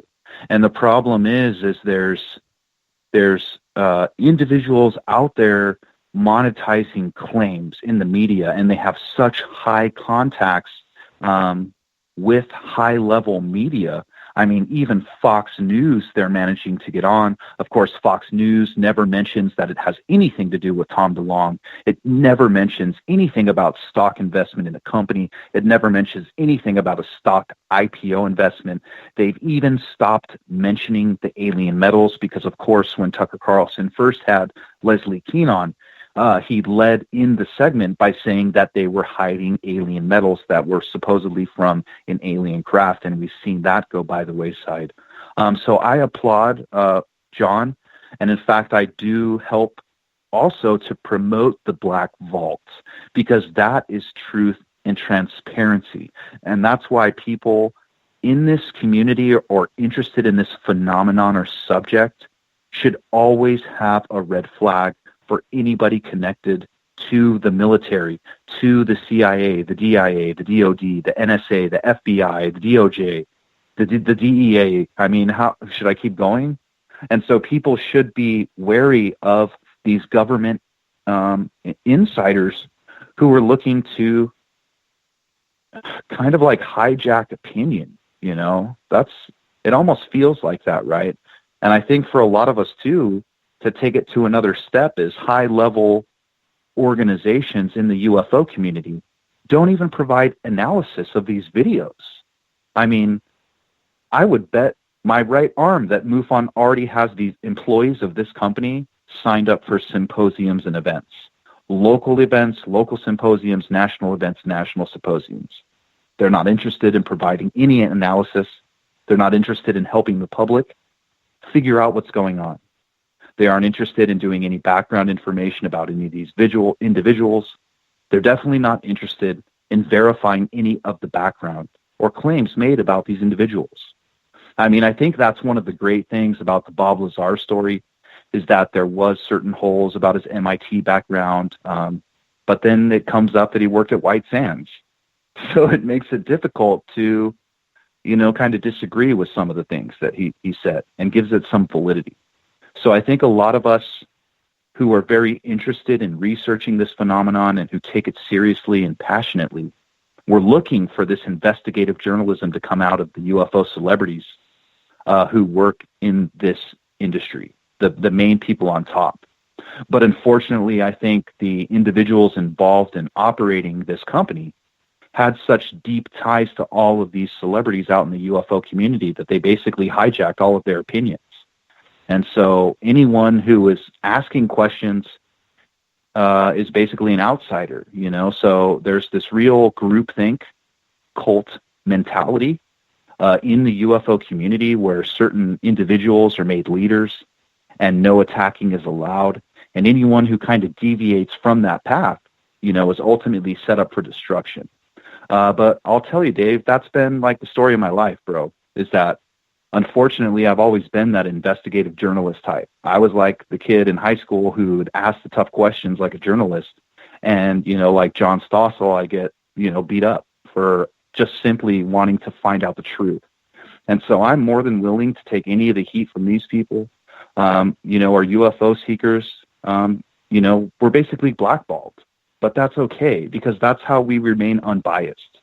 So we're really separated from, you know, like all these conferences where these UFO investigators go. And so I think that really helps us keep, you know, a stable, unbiased reputation. And that's, you know, and that's what we're setting up. We're setting up something open and transparent. They're just not, the sightings just aren't available until they're solved or analyzed. And, you know, I know there's like live feed UFO sighting websites. How do you verify those and how can those manipulate? You know, if we can see that robots can control Twitter and, you know, of course here in our country, there's politicians who say that these Twitter robots actually got people to change their mind and vote. I mean, so if you've got UFO sightings created by robots going through these live UFO sighting websites, you could actually like drive the news cycle, you know, and everybody every day is waking up, oh, what's the news cycle today for the UFO community? And so I think there are some mediums who dig deep and make up radical stories. And then the truth kind of gets muddied and people who are really having experience, you know, they kind of get drowned out by these mainstream mediums, and then, you know, these big celebrities who say you can only be a military person to have a verified UFO sighting. And that's essentially it. You know, essentially from these elites who run the UFO community, they're telling us not to investigate no more. Disclosures happened. But unfortunately, I keep checking, and science books haven't been updated yet. So, you know, there's like individuals on YouTube or on social media, right, who say disclosures happened. But unfortunately, I keep like looking in my science book and I don't see it changed yet. So, you know, we really are trying to stick to a factual basis and give a more moderate reputation of the UFO community. And that's what UFO Seekers, I think, can be, is that medium between analyzing and understanding military craft to help us be better UFO investigators. And at the same time, never getting caught up in joining with the military, because it's our job as civilians and private enterprises to keep them in check. And the whole point of investigating UFOs and the whole point of the X-Files was that the government was hiding it. And they'd even dress up as aliens and they'd go abduct people to throw people off. But yet here we are in a time where the main UFO people are telling us the government is great and they're your best friend. And let them know everything. Give them the sightings. They can make good military weapons to protect us. Aliens are scary. They're going to come here and destroy the earth. I just really caution people against that kind of mentality. You know, like I tell Tracy, there was an episode of Star Trek when they had first contact and the Vulcans came down once we did our first warp drive operation. And so the Vulcans catch a sensor reading of the warp drive signal on a sensor. And so they come to Earth to make first contact with a warp, with a now warp-enabled species. And that was kind of the whole point of Star Trek, right? You reach this certain level and they like kind of bring you in the community and help mold you to not be destructive. You know, and instead of when the Vulcans came down and they opened the door and that main scientist comes up and shakes his hand, The main UFO celebrities are out there telling you to go run and kill those aliens because they're scary. They're going to come here and harm you. I just caution people against that mentality and to be open-minded and to think there are advanced beings out there, most, possibly, but not all of them are mean, or if they do exist, that they're evil and want to take over. We should always have a balanced approach to understanding these things and not bring fear into it. A lot of people, though, Tim, will say the mainstream media continues to run with this story. And I do have to side with that. Being an old radio hack myself, I do have to side with the fact that I was very proud to see that the mainstream media, whether it's Fox News, whether it's CNN, the New York Times, Washington Post, and many other outlets, even up here in Canada, the CBC, CTV, I understand, Dave, they all covered the story. I understand, but doesn't that mean I could just buy your allegiance? So you're telling me that if I get an article written, you're going to have allegiance to me. And that's what I don't want you to give those people, that power, and those writers who are friends of these people, right? So the first article was written by Leslie Kean, who serves on a board with Christopher Mellon at UFO Data. They're like best friends, dude. And then you have Richard Blumenthal. Him and Leslie Kean were writing articles about John Podesta and the UFO phenomenon back in 2002. This isn't new. People can look up Mike Wallace interview, Alien Disclosure, and what you're going to see is a black and white video from the 40s or 50s during Project Blue Book's time, and you're going to see someone telling you about military stories of people who are encountering UFOs. And in one of our last videos about Edwards Air Force Base, I actually include legitimate military witness UFO sightings. I don't understand why those people aren't given respect by this new generation. It's like this new generation wants to just pick up and throw out every single military person who's ever had a UFO sighting into allegiance, into a rock star. It's really disheartening for me, and it's given me a different view of the UFO community, which is why we've developed the system we have. Because the UFO community has become polluted by people who are more interested in celebrity than finding the truth. And I understand with where you're going with that, except maybe I didn't ask my question or make my comment the right way. I don't know. Do you think those articles were more popular than Independence Day? I think Independence Day did way more than Tom DeLonge's announcement for the UFO phenomenon. I think a movie that reaches hundreds of millions, if not billions of people around the world by someone who has a good moral reputation like Will Smith is way better for the UFO community and made Area 51 100 times more popular than anybody who became famous by running naked on a beach. Or a sidewalk.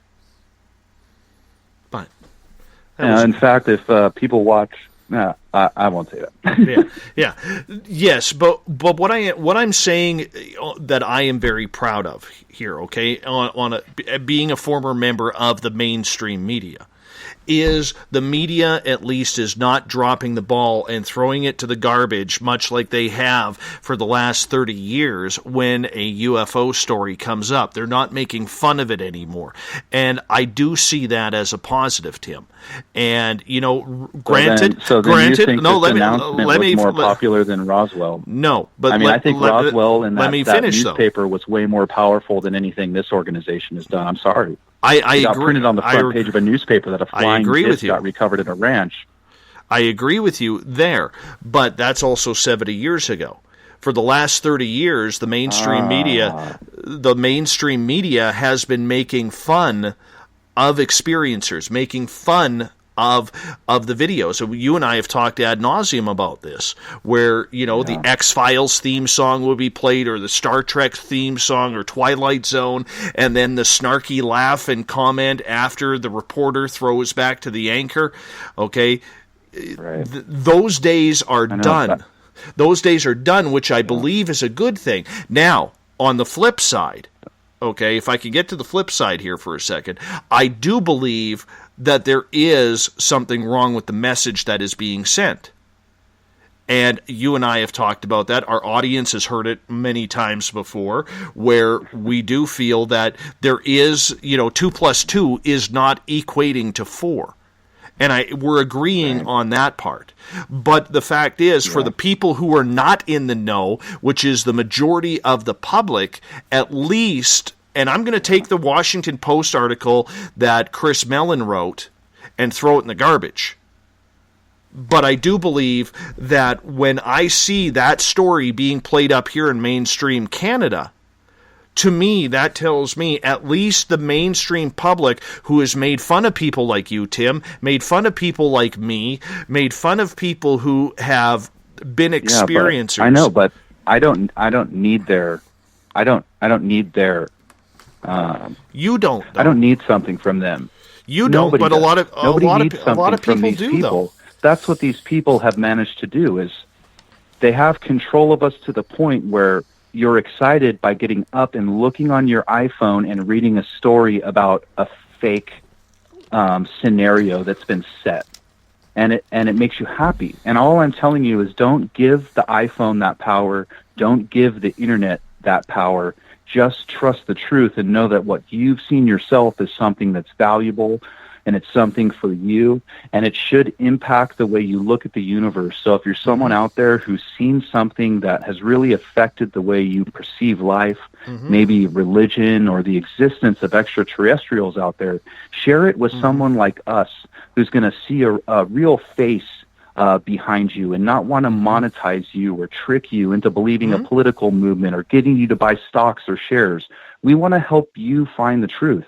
And the people who are coming out to help you are there because they're getting paid and they're passionate about what they're doing. And they're going to take it serious, and they're going to follow up and help you yourself figure out what's going on. And I promise you don't need the respect from this person who makes fun of you. I mean, if that's what we were trying to do, this just wouldn't be possible. We're just trying to help, the percentage of people who are interested in figuring out what they saw, and they don't need, some celebrity, because I understand that you're happy, Dave. The problem is that you haven't even verified Luis Elizondo's story. You don't know when he worked at the Pentagon. You don't know when the resignation letter was worked. You don't know if he violated the law by meeting with To the Stars Academy and Tom DeLonge way before he even retired from the Pentagon. In fact, Tom DeLonge even posted pictures of Twitter saying he was meeting someone from the Pentagon. Obviously, we now know that he was meeting Luis Elizondo, who was feeding him taxpayer-funded information for the purpose of raising it and making money, and undoubtedly knowing that, unfortunately, individuals like George Knapp had been working with Robert Bigelow back in the time of 2009, and they all kept this taxpayer program a secret from us so that one of them could develop a way to monetize it better and get people's money. So I really do applaud them with these news stories and articles. They've managed to re-release 2 videos already available on the internet, add in 1/3 video, and they got $2.5 million. I mean, thank God for those news people covering them, or they probably wouldn't have got that much money. Let's get to some questions here from our audience. Michael is asking on Periscope, Tim, how do you know the government is not interested in backgrounds when it comes to UFOs and the people who are reporting? I don't get what he means by that. All right, Mike, I'm going to get you to So the government? Yeah. Does he mean like the government's investigating sightings? The government doesn't investigate sightings. That's a hoax created by the UFO elites to get you to buy stocks in a public corporation. So there was actually this thing, it was called the Advanced Aerial Threat Identification Program, and what it was just an amount of money given for a study. And so they paid this money out to private contractors who were actually investigators. So I do want to make very clear, the U.S. government does not have UFO investigators, and if they do, they're actually stationed at an Air Force base or something like that. And in fact, you can see something similar in our past video that we just did on Edwards Air Force Base, where we provide you legitimate government documented information to show you the name of a UFO investigator at Edwards Air Force Base and his position and everything. So none of this is left to innuendo, and it becomes very difficult to speculate about, a UFO program if no one can even get information about it? And that I think is the issue. I mean, even Mr. Knapp himself calls it a UFO research company, but To the Stars Academy is just a book company. So Tom DeLonge did just announce his next book is coming out at the end of the year. They do have a music CD coming out, and also Mr. Knapp and Mr. DeLonge are working on a great book that I can't wait to read. That'll be about Bob Lazar's autobiography. So I think people, because of the mainstream media, which of course everyone's going to love because it's so great for the UFO community to give us all exposure because we all need to be celebrities, I guess. But that has really, really messed up people's minds and how their perception of what was really going on. This program was actually looking for foreign aerial military threats that were more advanced than what we have in the U.S. military inventory. And so Mr. Elizondo's job, I believe once the FOIA requests come out, will show that he was doing nothing more than looking for foreign aerial craft. Let's get to a couple questions from Gail.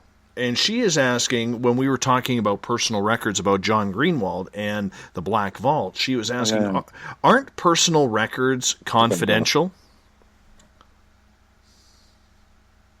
Not when you work for the taxpayer. So, you know, in the United States, if taxpayer money is given to pay your paycheck, no, that's why we get background checks released from the people at the White House and places like that, because it's not just a private enterprise. So that would make sense if it was a private company, but not a public company. So I'm sorry if Mr. Elizondo is uncomfortable with the middle-class people who are like my neighbors sending children to school but decided to pay taxes and give some money to the government for Mr. Elizondo and others to seemingly look for foreign aerial military threats, and others like Bigelow who would take it a little bit farther and investigate and buy UFO sighting reports from people like MUFON so that they could monetize it and militarize it to kill people. That's, you know, what's scary.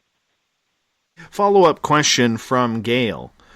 Tim, why does it seem you have a problem with monetizing these activities? Do you see it as illegal? Monetizing what activity? I would assume she's talking about To the Stars here. She means, I don't understand. I'm sorry, I don't understand the question. So she wants people to investigate UFOs for free? No, not your. What she's asking? No, not your group. But in regards to the monetization that To the Stars made the $2.5 million, do you see? I'm assuming that the book company. No, I don't have any problem with the book company raising money. Why would I have a problem with that? I have no problem with the book company raising money, and especially when Tom DeLonge gave himself the loan. So I do. If people want to go out, there's a great article they could read about Mr. DeLonge's two hot dogs, or our hot dog. I think it's called Our Two Dogs, which was supposed to have employees and everything. And fortunately, there's someone who actually wants to verify what people say, you know, because sometimes people kind of are misleading. So this person actually followed up and went to the address that's listed from this company, because of course Our Two Dogs is Mr. DeLonge's company, which gave To the Stars Academy a $400,000 to $600,000 loan. So of course that investment money, the first thing that was going back to get paid was Mr. DeLonge's company itself, who gave himself a loan. And so this individual actually traverses to that location in the address, which is where he meets Mr. Tassimo, who I believe is the chief financial officer of To the Stars Academy. And of course, there is no Our Two Dogs company. It's just kind of a shell name. So I'm more interested with giving people that information because this company is publicly traded on a stock exchange. So it does mean that they're required by federal regulations to give information like this out, which is why an individual like the gentleman was able to go to that address. But I do find it disheartening that people, you know, really want to keep this secret and protect Tom DeLonge because they just like his celebrity. They're not interested in verifying any facts. They're not interested in where the money goes. They're not interested interested in where these videos came from. They're not interested in FOIA requests. They're not interested in verifying this program. They're not interested in verifying with the claims of George Knapp. They're not interested in verifying the claims of Leslie Keene. They're not interested in verifying the claims of Christopher Mellon. They never ask questions about Mr. Mellon and Miss Keene working together at UFO Data. They never ask questions about Knapp and DeLong working on the Bob Lazar autobiography. They never ask questions about Mr. Knapp working with the gentleman he wrote the Skinwalker Ranch book, who was employed by Robert Bigelow, and so was George Knapp at those times. No one asked questions about why George Knapp convinced Robert Bigelow to buy the Skinwalker Ranch. No one asks about Robert Bigelow funding Bob Lazar and the Zeta Reticulide Corporation or whatever that would be. And if you want to take it as a conspiracy theory, that's okay. But that's kind of how you approach investigative journalism, is you have to have questions and get them answered. It isn't about bringing your friend on the air and then saying, hey, here's free reign to go make money, and especially off people who are investing on it, hoping to get a return on investment. And if you do go out and look at a lot of the fans of Mr. DeLong and this operation, they all believe they're going to get a return on investment in their stock investment. And so that's why our first video on Mr. DeLong and the corporation was based on helping those people understand that the stock value in and of itself would go down after the initial public release was done in December 17th. So I would like everyone to know that invested that their stock price is probably down to about $4.50 a share. And that's nothing negative. It's just an observation of the truth to help people make smarter investments. Let's get back to the videos for a second, as we got about 6 minutes here before we have to go to break again. When it comes to these videos, they're just short clips. You know, maybe a couple minutes on the long end, but on the short end, this last one's about 20 seconds long. What are we not seeing in these videos that would convince you that these are true UFOs? Well, I tell you the first thing, Dave, is if I wanted to make a hoax and I wanted to release a video and try to hoax you, I would cut off the parts I don't want you to see. And so I think it's just as simple as that.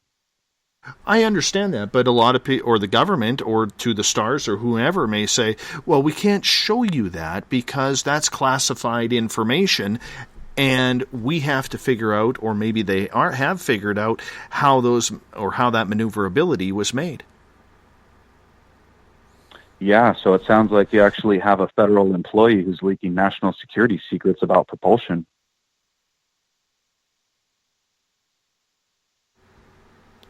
I understand where you're going with that, but at some point, does national security have a play in this, or should they be releasing the entire video in order to gain the public's trust in this? Yeah, is it an alien that we're looking at? So if it's not an alien, yeah, it would violate national security for someone to leak that video and then parade it around as if it's alien because they were looking to make money in a company that says they investigate aliens. So, you know, and I think that's why the beginning and the end would help people to have more context, you know. And if people want to see what something like that really looks like, I just beg them to go check out our YouTube videos and that 100% photographic proof of UFO, and you will see a circular object in color visual light and see what it looks like instead of an object that's about 25,000 feet away. And in fact, that's what we found with the second video, or was it the first video? They're so confusing. I believe it's it's not the David Fravor one, so it'd be the second video. But the object is only at a degree in the field of vision, you know, and people should know that. So I studied the FLIR data display. I actually read the manual for the FLIR to understand what all those numbers mean on the display. And I know a lot of people don't care about that information. They're just looking to believe in opinion. But if we're looking to verify claims that are being made because people are monetizing it and raising stock investment for a book company, I think it is very important for people to take it serious, especially when those people may be leaking training videos or what may be manned craft or unmanned craft made by the U.S. military, which may be disclosing national security secrets. Do you feel then that in number 3, the biggest thing that I noticed in video 3 was they actually took the time to explain the head-up display at the beginning of the video, because in the first one, people who were looking at the head-up display really didn't know what they were looking at. Yet in this video, they seem to take the time to explain it all, and it looks much clearer. Like what I have seen, being an aviation buff that I am, it looks much more real than the first one. Right. So how do you know that was the Florida Ocean? Exactly. We don't. We have to take their word on it. So, and that's okay. I mean, I will send the mainstream media 20-second clips of objects all day long if they want to let me write press releases and call them op-eds. I mean, I would love that. If the Washington Post, my email is help@ufoseekers.com. If the Washington Post would love it, I would love to send them a 20-second clip of something where I don't know where it's from, and I'm not going to tell you who filmed it, and not even going to give you an exact date or GPS coordinates, and I'll just give you a 20-second clip and then let me promote my company. I would love it. Please reach out to me. I will write the article myself. Guaranteed 500 words or more.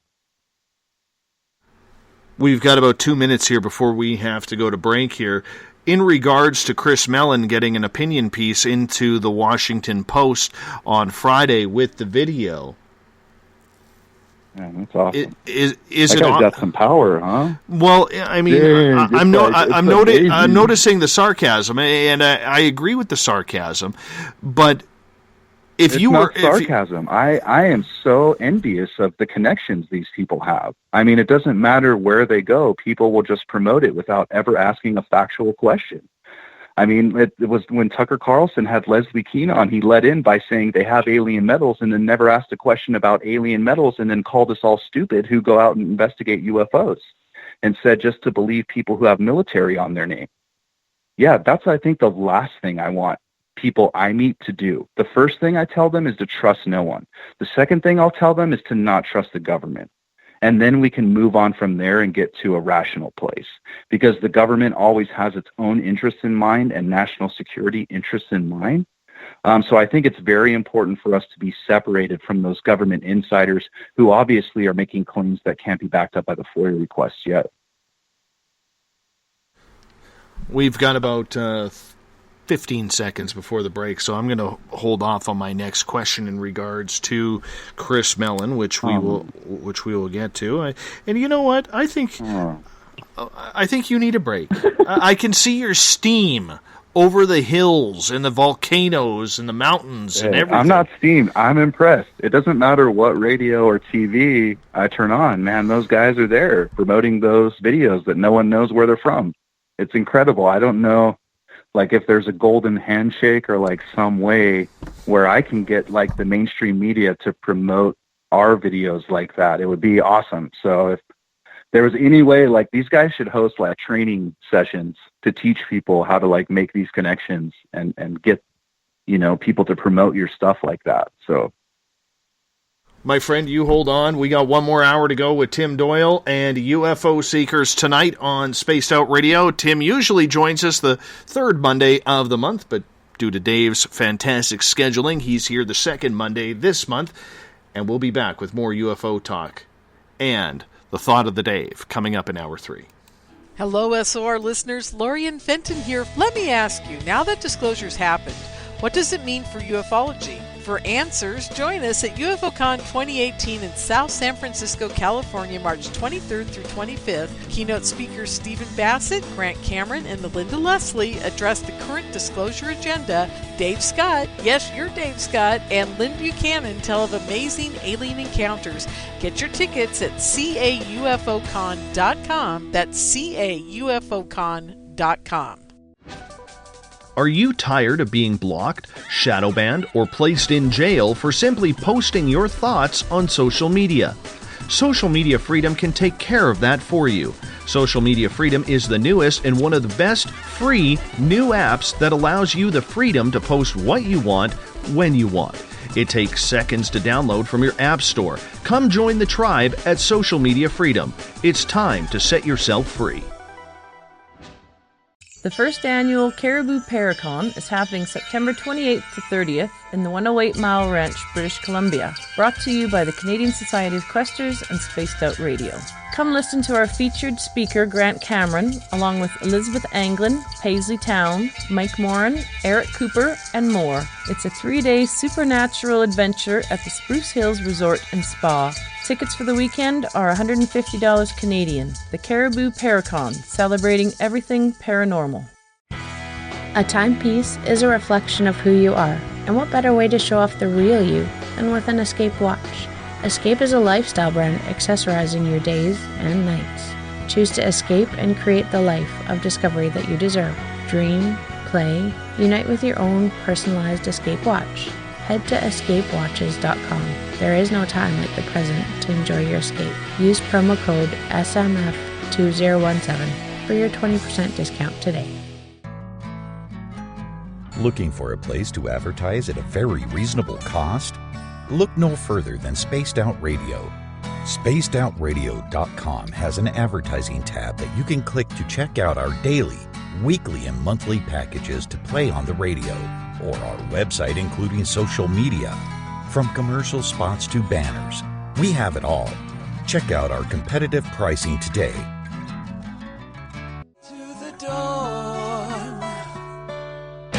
We're lighting the void on Saturday nights on Spaced Out Radio. Hey, this is Joe Roop, and I'm hanging out in SOR headquarters every Saturday night, bringing you the latest news when it comes to the weird and strange. Bigfoot, occult, UFOs, ghosts, and everything in between, I got you covered. You can tune in to SpacedOutRadio.com starting at 9 p.m. Pacific, midnight Eastern Time. Come travel into the void with us on Spaced Out Saturdays. Not ready for bed on Saturday night? Right after Spaced Out Saturdays, hop on over to S4 with Corey Ruiz and me, Eric Cooper from Forest Moon Paranormal. With S4, there are no limits to what we try and uncover. From government conspiracies to helping clean up the paranormal, no topic is safe on S4. We get to the heart of the matter, of the subjects you want to learn more about. So tune in on S4 starting at midnight Pacific, 3 a.m. Eastern, only on SpacedOutRadio.com. Visit purpleplates.com today. For over 40 years, the Purple Energy Plates have been delivering amazing results for their many customers. Inspired by the great genius Nikola Tesla, the harmony, healing, and energetic effects of the plates have proven over and over to be beneficial and often miraculous to thousands of customers. Check their site for daily specials and choose from their many energy products. You won't be sorry. Visit them today at purpleplates.com. Hi there, I'm Butch Witkowski, lead investigator with U4COP. On the final Monday of every month, you can listen to me and host Dave Scott on Spaced Out Radio's Strange Days. We're going to get to the heart of the matter when it comes to what's happening out there. People are seeing and experiencing things from ET contact to Bigfoot, and I want to hear about it. Your experiences are what we investigators need to help solve these unknown mysteries. So tune in at spacedoutradio.com to the final Monday of every month from Butch Witkowski's Strange Days. This is Eric Markham, news editor for the Spaced Out Radio's The Encounter Online. We have put together a great team of writers and journalists from all over the world to bring you top-quality paranormal stories, from alien encounters to the latest conspiracies. You won't find any of that fake news here. True stories and top-notch reporting as we look to bring these experiences to the mainstream. The Encounter Online, only at spacedoutradio.com. Do you want to know the truth? Do UFOs exist? Are aliens real? Are the governments hiding the biggest secret in history? We're UFO Seekers, and we're on a hunt for the truth. Subscribe to our YouTube channel and follow along with us as we journey across the United States, visiting UFO hotspots and alien hotspots, trying to document the UFO phenomenon. Catch us on Spaced Out Radio every third Monday of the month as we discuss Area 51, UFOs, and more. And also, don't forget to subscribe to us on YouTube. You hear footsteps in the empty room above you. A rocking chair begins rocking by itself. Don't be afraid of the things that go bump in the night. Reach for Spirit Storybox, the iPhone app the Huffington Post UK called the only ghost hunting app you will ever need. Spirit Storybox. The spirits are telling their stories. It's Cosmic Sundays with me, Elizabeth Anglin, in Cosmic Passport. Let me take you down a 3-hour spiritual journey where we will get into everything from ET contact to Psychic Sundays. It's a journey of listening and learning together with some of the best professionals in their fields. You can tune in to Cosmic Passport at spacedoutradio.com every Sunday, starting at 9 p.m. Pacific, midnight Eastern.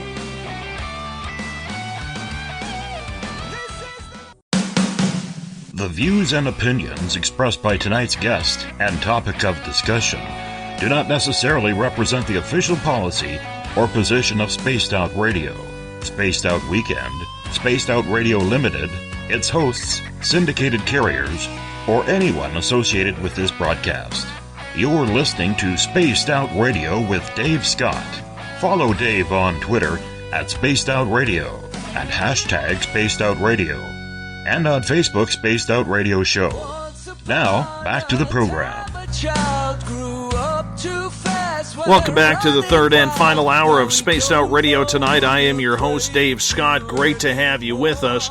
Tomorrow night on the program, PMH Atwater is going to join us. We're going to talk about children who have survived near-death experiences, and we're going to learn about them starting at 9 p.m. Pacific, midnight Eastern Time at spacedoutradio.com. We want to welcome in everyone listening in on WQEE 99 Rock the Key down in Noonan, Georgia, home of The Walking Dead. We are live as well on the United Public Radio Network, 107.7 FM in New Orleans, and over 160 countries around the world. We are also live on the Fringe FM, and if you're listening in on Revolution Radio, remember the Double R Machine is a donation station financed by you, the valued listener. Head on over to revolution.radio and donate today.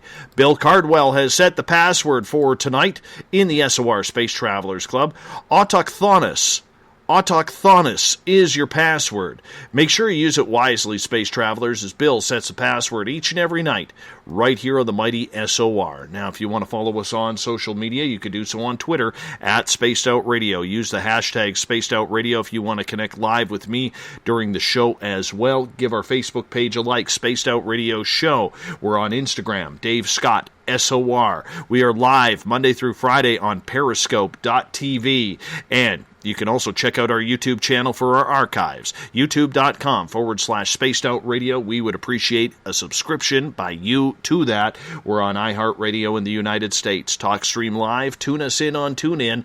Download and subscribe to our shows on iTunes. Our website is spacedoutradio.com, where we have a plethora of features for you. You can watch great videos from UFO Seekers, Contact TV, read up on the Encounter online, dealing with everything paranormal, strange, and odd. My latest blog is there as well. Rock out to some Bumblefoot or do a little shopping at our Spaced Out Radio store. Everything at spacedoutradio.com. For the final time tonight, I introduce Tim Doyle from UFO Seekers. Tim comes in once a month on this show to talk all things UFO. We've been talking in the last hour about the latest video released by the To the Stars campaign, which is basically called Go Fast.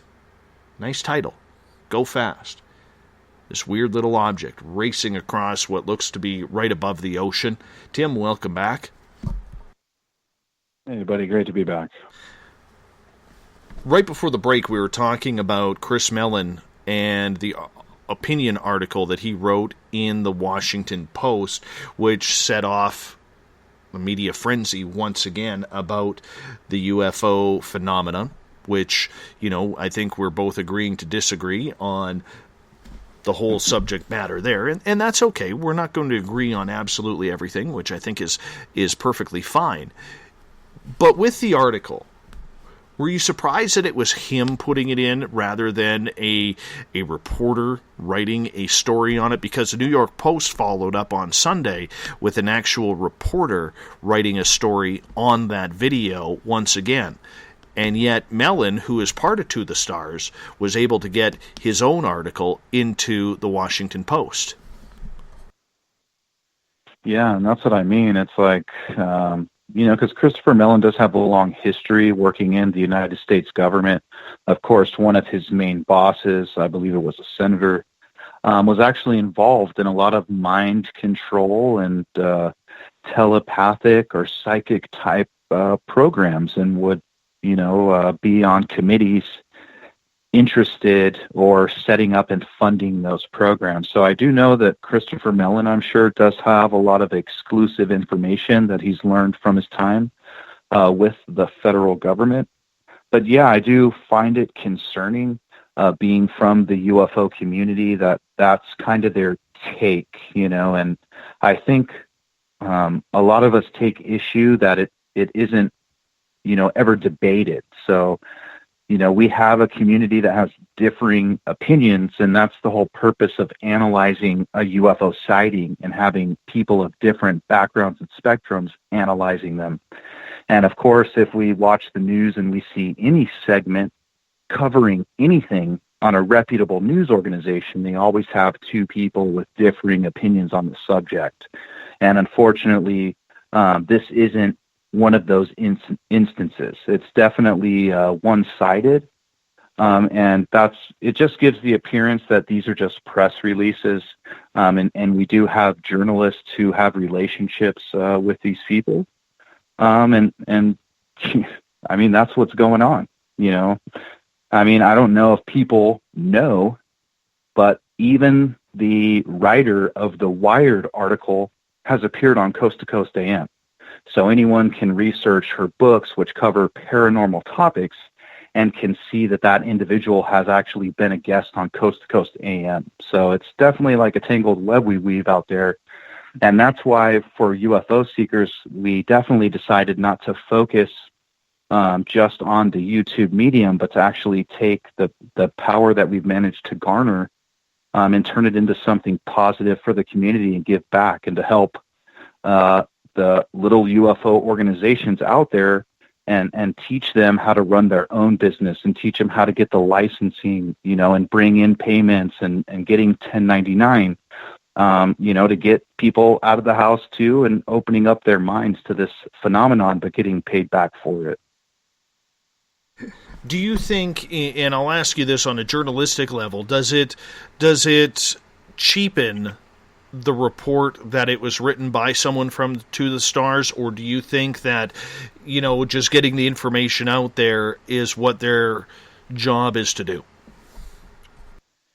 Yeah, I mean, anybody who's astute in politics in Canada would be, like Justin Trudeau, your leader, right? If Justin Trudeau penned an op-ed in the newspaper, we would definitely have an understanding that there is some political bias and some political maneuvering buried in that article to help push a position or some type of, they're an advocate for the topic they're discussing.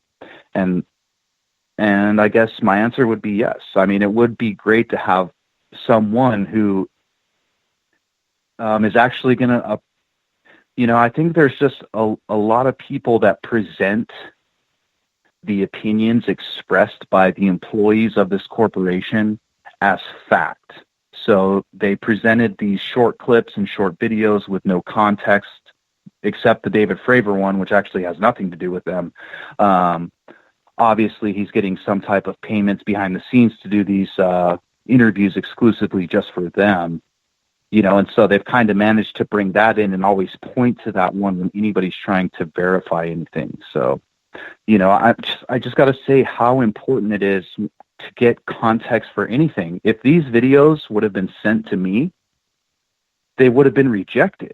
I mean, I might post an article on my website and include the video, but if I was to speculate and tell you what's in it, I'm a liar, and I'm literally lying and speculating about the conclusion of what I'm looking at.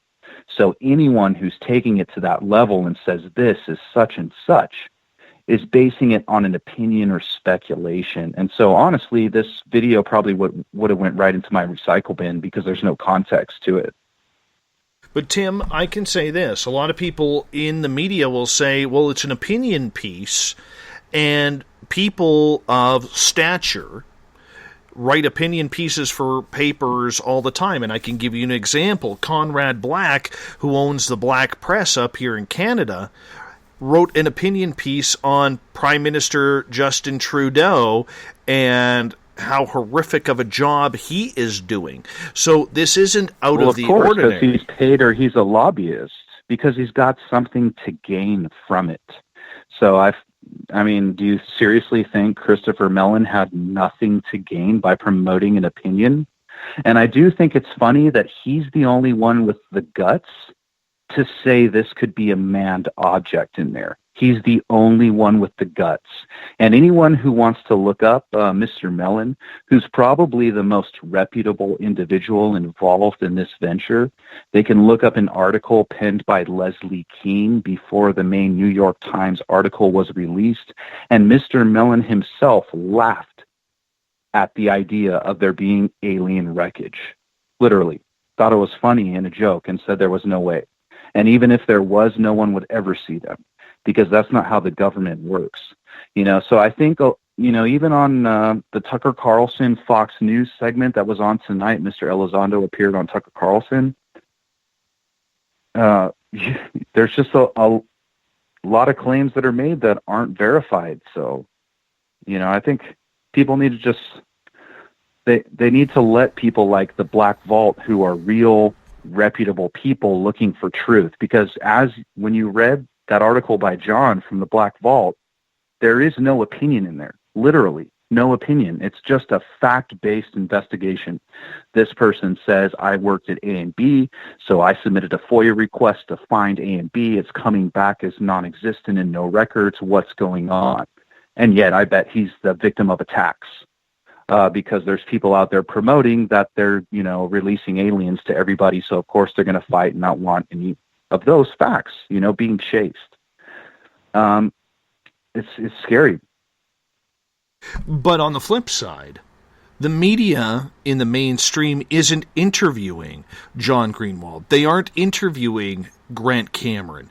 They aren't interviewing Stanton Friedman or Richard Dolan or any of the people who have been studying this field for the past 30, 40 years.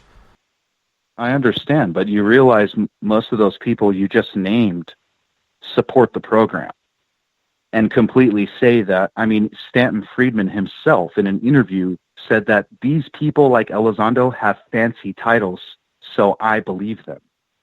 I differ from that opinion. Just because someone has a fancy title doesn't make their UFO sighting more legitimate than someone else. That's called character assassination. I mean, of course, if someone does a drug and sees something, that makes sense. But to just demean anybody who isn't in the military or doesn't have a fancy title and make them illegitimate, I find that scary. And Richard Dolan supports the program. I mean, Grant Cameron says he was going to handle the alien metal alloys himself at a secret society location located north of San Francisco that people can hear the last time he appeared on your program.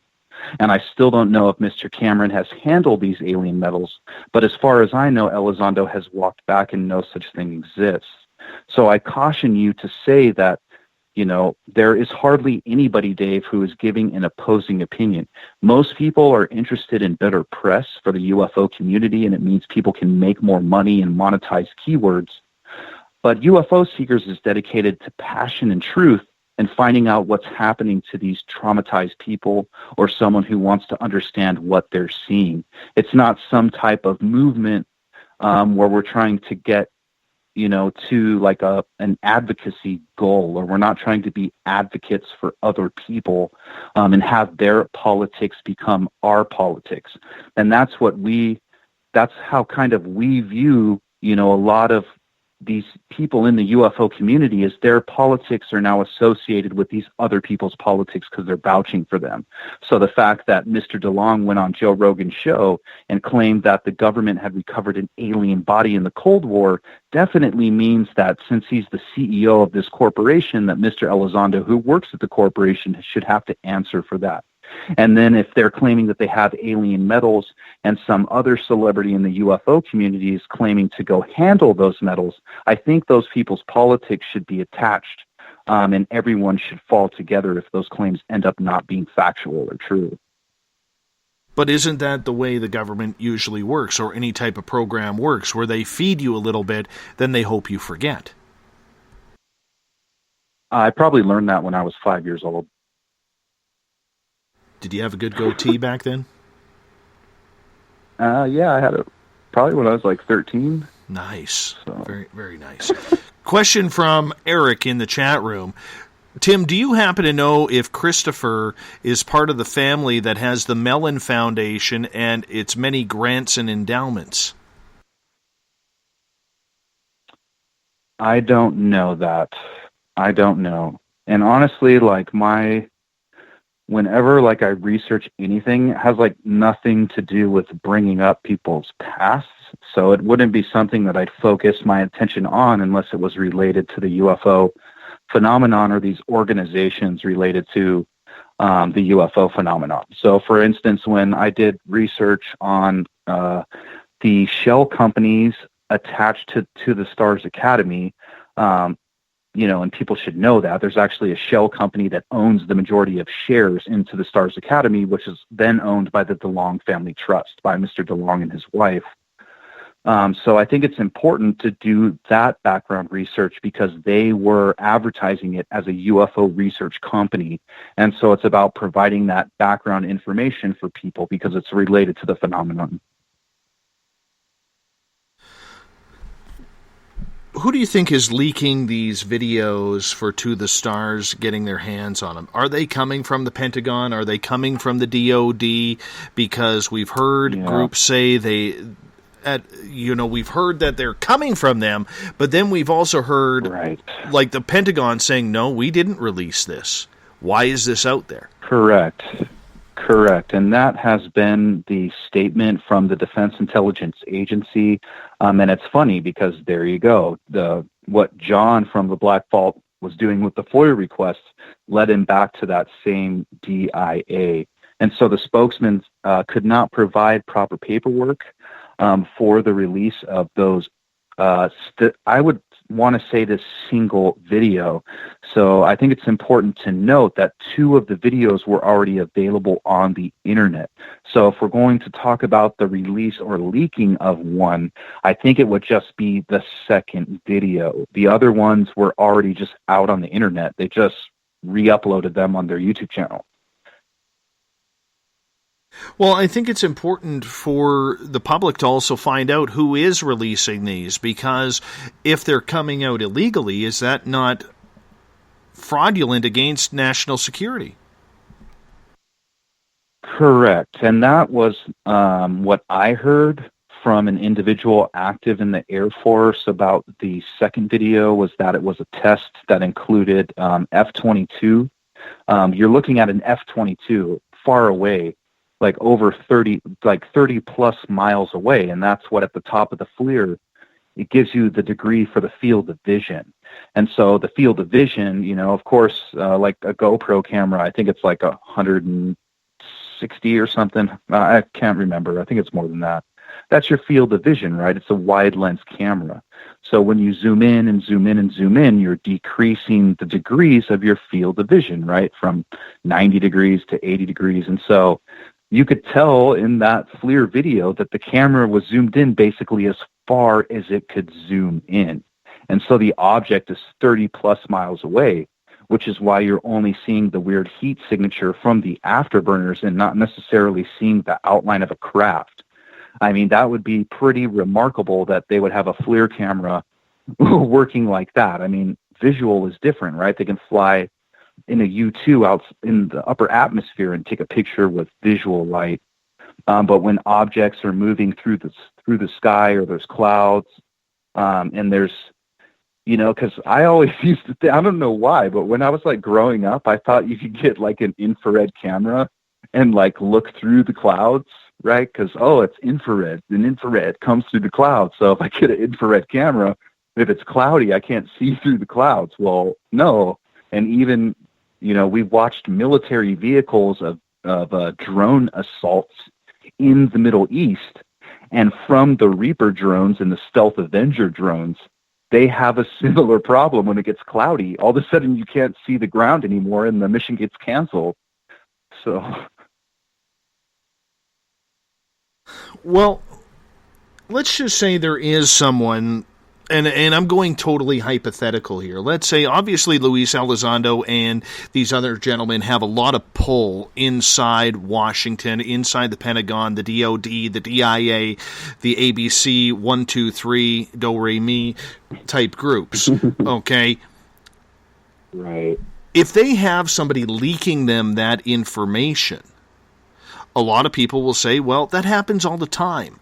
That happens, with sources all the time. I mean, I know as a reporter, when I worked in sports, if I had, somebody leak me some information from inside the Vancouver Canucks dressing room or the BC Lions dressing room, our football team, yes, I know you guys don't like the CFL down there, but I'm a huge CFL fan, or whatever it may be, we were able to go with that story because we had a source going.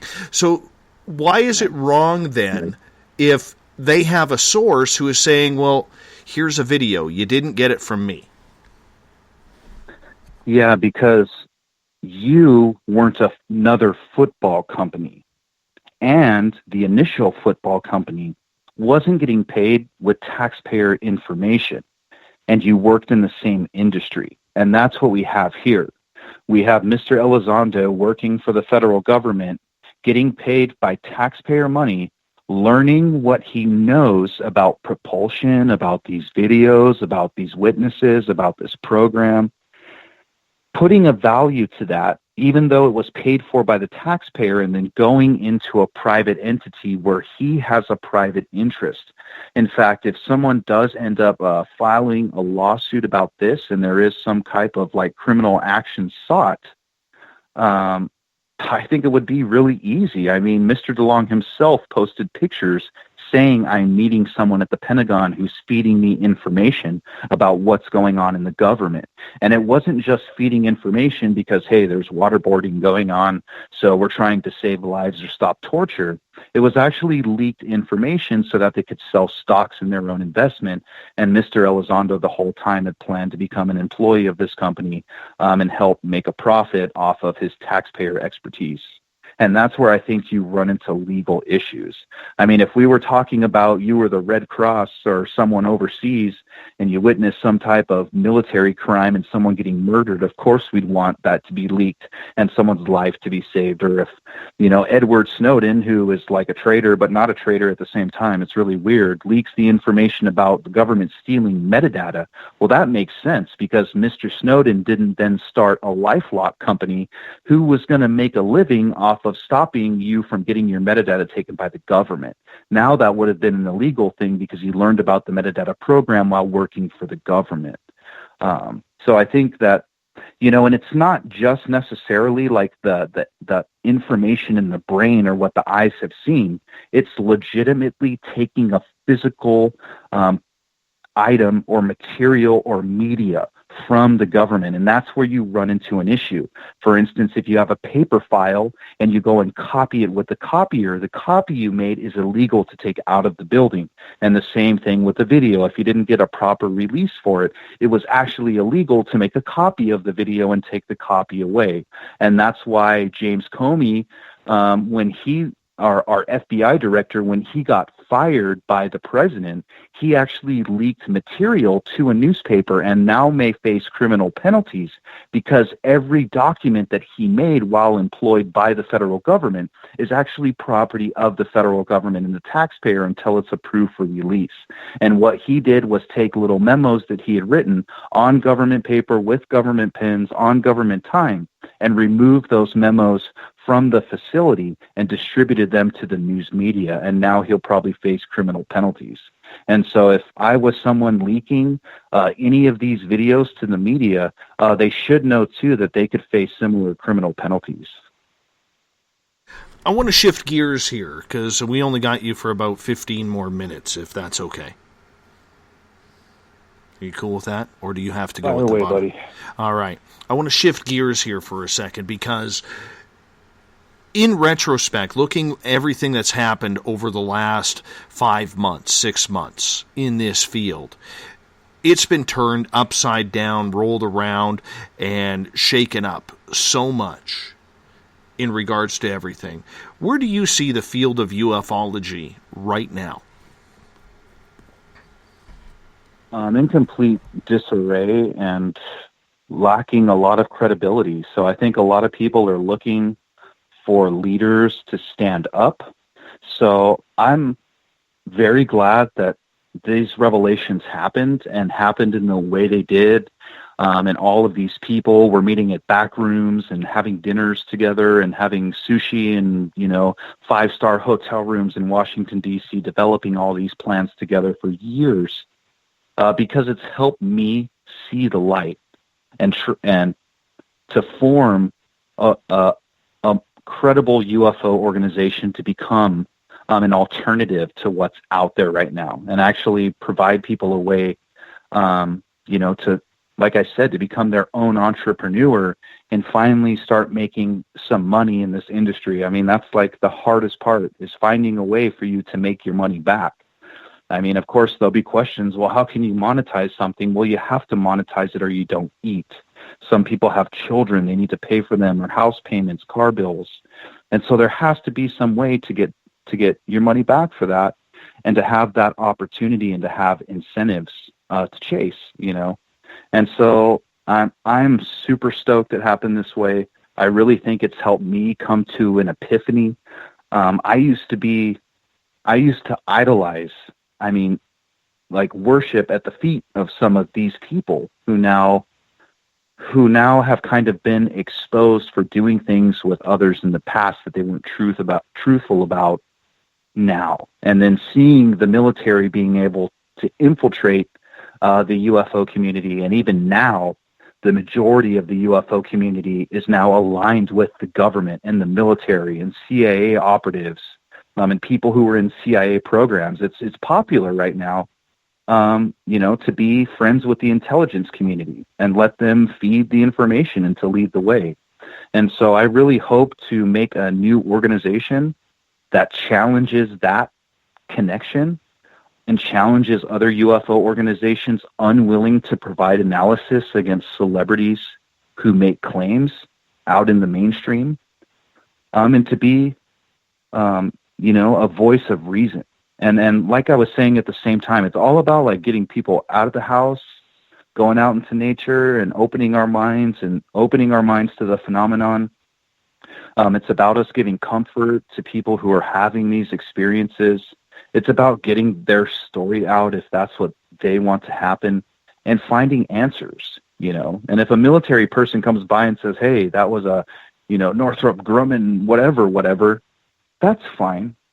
It's not going to be a book deal or anything like that. And if it does, hey, good for the person who had the sighting. So, and I think that's what we'd be more focused on, is helping promote these local UFO groups, helping them financially turn them into functional operating businesses, where they're getting incentives back for doing UFO investigations. I truly think it's the future. If people want to get paid to investigate UFOs, will be the place to come, and if people want to volunteer time for others, so, they can have events, and that's okay.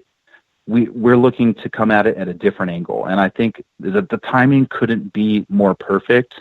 And I think the way all of this happened kind of forced us to come up with an idea like this. So we weren't just satisfied with having the successful YouTube channel, and getting those millions of views and having that fan base. It was never about that. It's about finding the truth. And that's what those people are looking for. Watching the videos, every single one of them matters. And just because their name doesn't end with or begin with Lieutenant Colonel First Class or Lieutenant First Class, Private First Class, that's fine with me. If they just live in a normal house or a mobile home or a big house, they're all the same to me. And I believe all of them the same. And the real truth is in finding what they're experiencing. So, how long do you think this will take the UFO field to land on some sort of stable track again? I think soon, because I think we're going to have a lot to do with that. I think there's a lot of complacent celebrities who have kind of created a conglomerate in this community, and we're literally looking to blow that up. to blow it up. If they want to play games and create these stories so people can write books and yada, yada, yada, and get on Fox News and in the Washington Post, that's fine.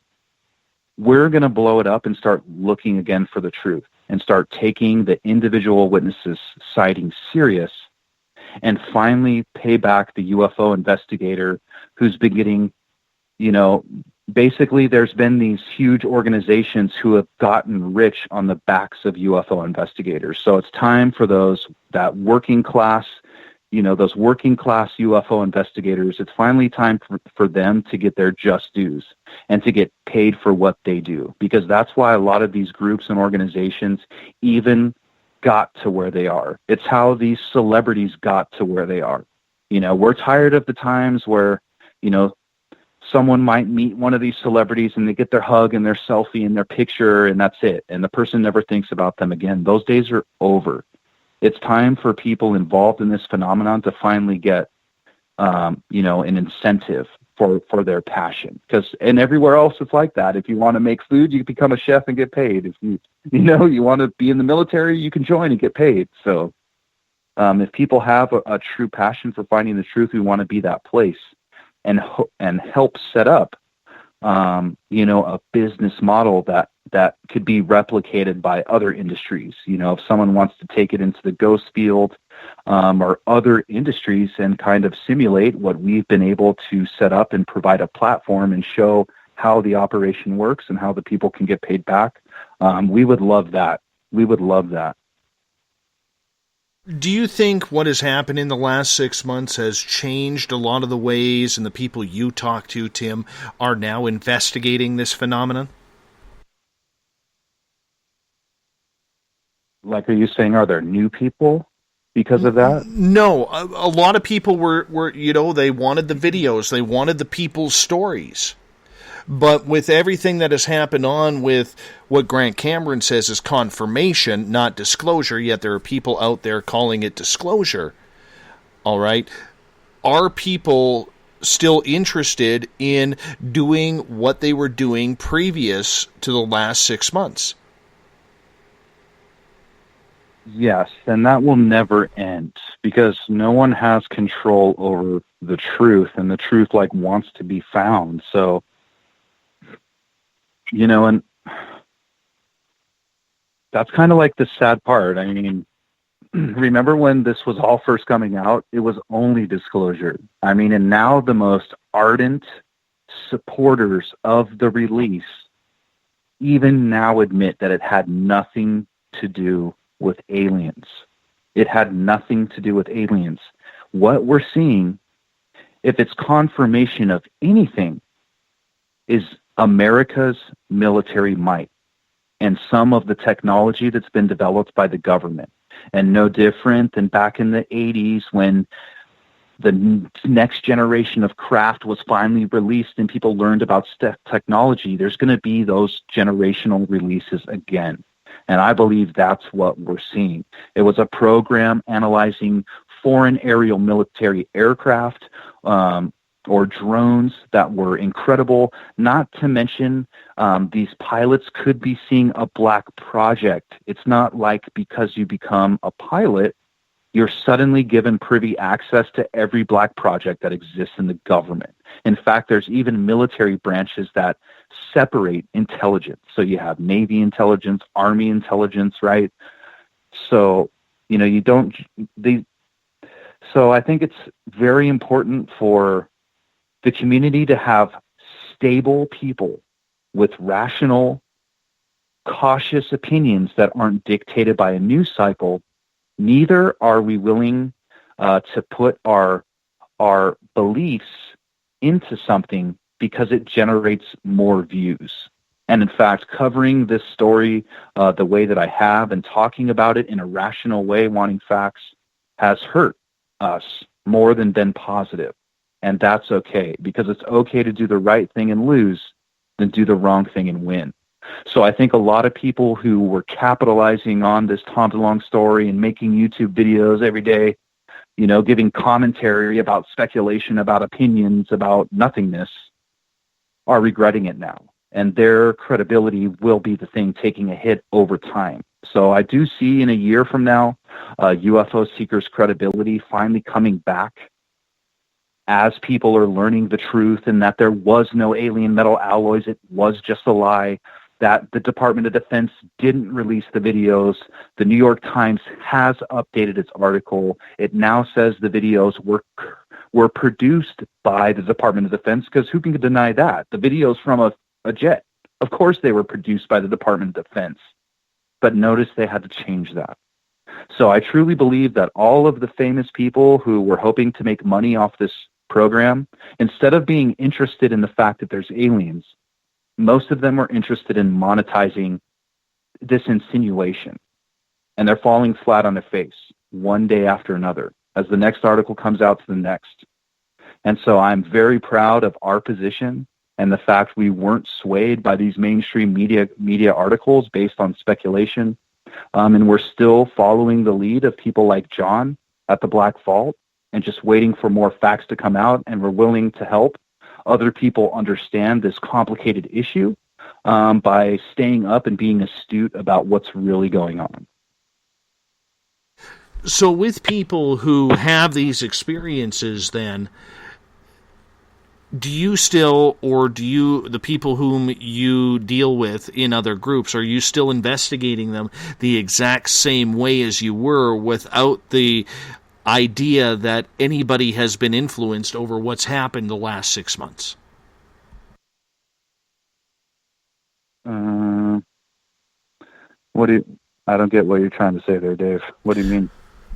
Well, I guess what I'm trying to say is that, people change. When there is new information, Tim, that comes out about something, people change. It's just a nature of the beast.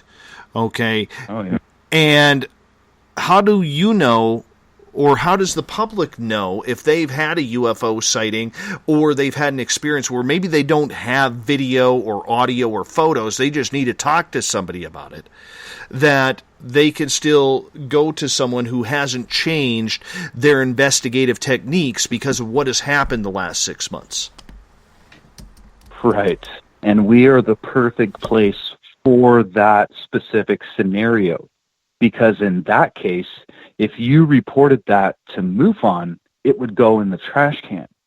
We will spend time going there over and over and over, hoping to see the same thing. And if we can't, I mean, who couldn't be unhappy with someone trying to finally catch it on video? And hey, maybe it turns out to be a satellite. Or maybe like in our video, Unexplained Lights at the Air Force Research Laboratory, it's some crazy plasma device or something, experimental device going off. And that's what people want. They want the follow-up. They want to find out what's going on, So I think that's a perfect case for us, and that gets logged in the case ticket system, and they can always come back forever and access it and add to it. Or if they see something similar, they can finally upload a picture and say, "Hey, this is something similar to what I've seen." So I think if someone has that kind of experience, that's normal. A normal UFO experience happens in a split second. You look up, you see something going across the sky, it looks funny, makes a right-hand turn and disappears, or you all of a sudden see an orb and it's floating above the ground and then it appears somewhere else. For instance, when I was interviewing a Bigfoot witness last week, a gentleman came up to me and told me a story about they were seeing 2 to 3 lights that would raise from a mountain range we were by, and then they would appear in another place. And see, you wouldn't even have time to grab something or take a picture. And that's why it's our focus as UFO seekers to make more UFO seekers who are like gunslingers in the Wild West. UFO seekers across the world with cameras and video cameras in their hands, ready to try to catch this stuff. Because contrary to what all the celebrities say and all those people who just sit in basements and write books, you can catch a UFO, I promise you. You can learn from people's stories. You can learn by going to places and getting firsthand knowledge. You can learn by repetitively visiting locations, by going to military installations in the experimental airspaces. You can find them and you can see them yourself. The problem is you got to get off the couch. You got to get out of the basement. Don't be focused on writing a book and doing what everyone else does. It's just trendy. Let's change it. Let's try to find things, and it's going to be us who finds the things. It's never going to be the government, because if they even found it, they'd have to hide it for national security. It's what blows me away. When these people make claims that the Department of Defense doesn't care, that is so outlandish. It's unbelievable. The Department of Defense's mission is to keep people safe. If they see something that violates airspace, that puts us at a disadvantage, I promise you, they're not dumb. They are making stuff to combat it or reverse engineer it. The last thing they're going to do is, if they find an alien technology, is give it to the public. And anyone can listen to Dr. Stephen Greer, who on certain things I disagree with, and on other things I might agree with. And I'm not ashamed to say that. That's being objective. But Dr. Stephen Greer makes a perfect argument. If we found alien technology and just gave it out, the world would change overnight and economies would collapse. The oil industries, nuclear power industries, utility companies would go out of business overnight. You wouldn't even need electricity anymore, because once you answered the question of how an alien craft actually made it to Earth, flying through the universe, it's going to solve so many problems. And so don't expect for 1 second that the government has an alien craft on video and is going to push it aside and just let someone leak it and release it. For the Chinese military or the Russian military or the Australian military, even though they're allies, they're not going to give it to anybody else. They're going to keep it, and they're going to reverse engineer it for military superiority and national security. That's just basic. That's just keeping yourself safe.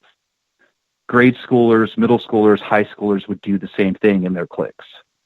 So I just caution people to beware that, asking for this disclosure and this disclosure is going to solve anything.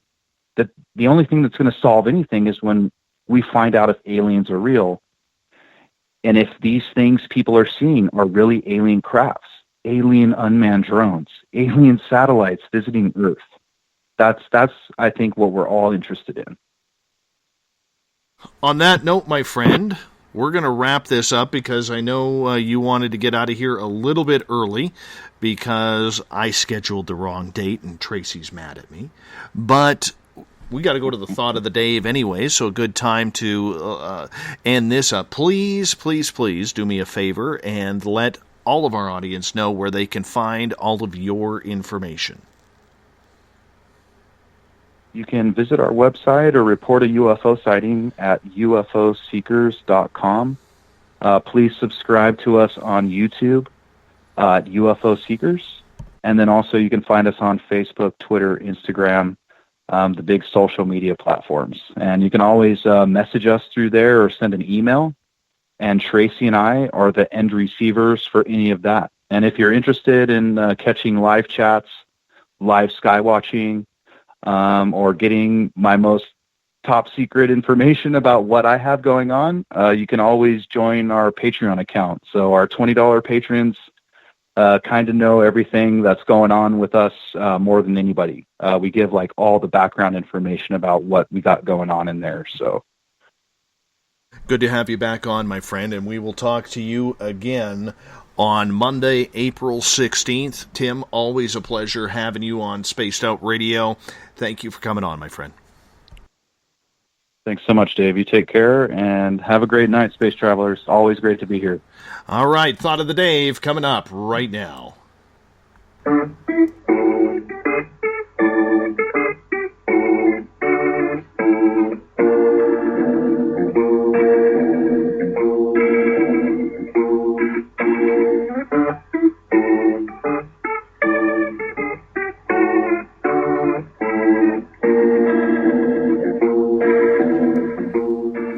Thought of the Dave happens every night at this time.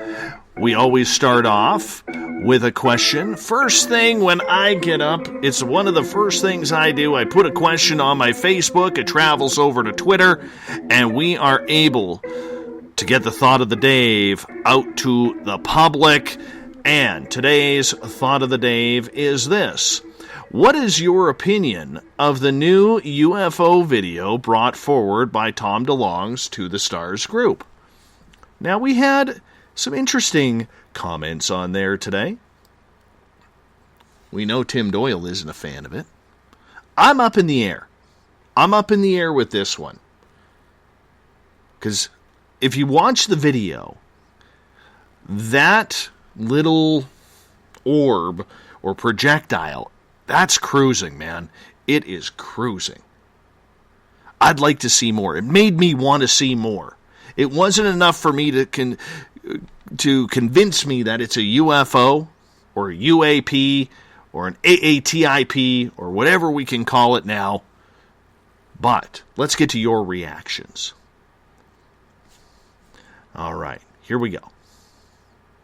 Chris says, the video is great. I hope they keep them coming.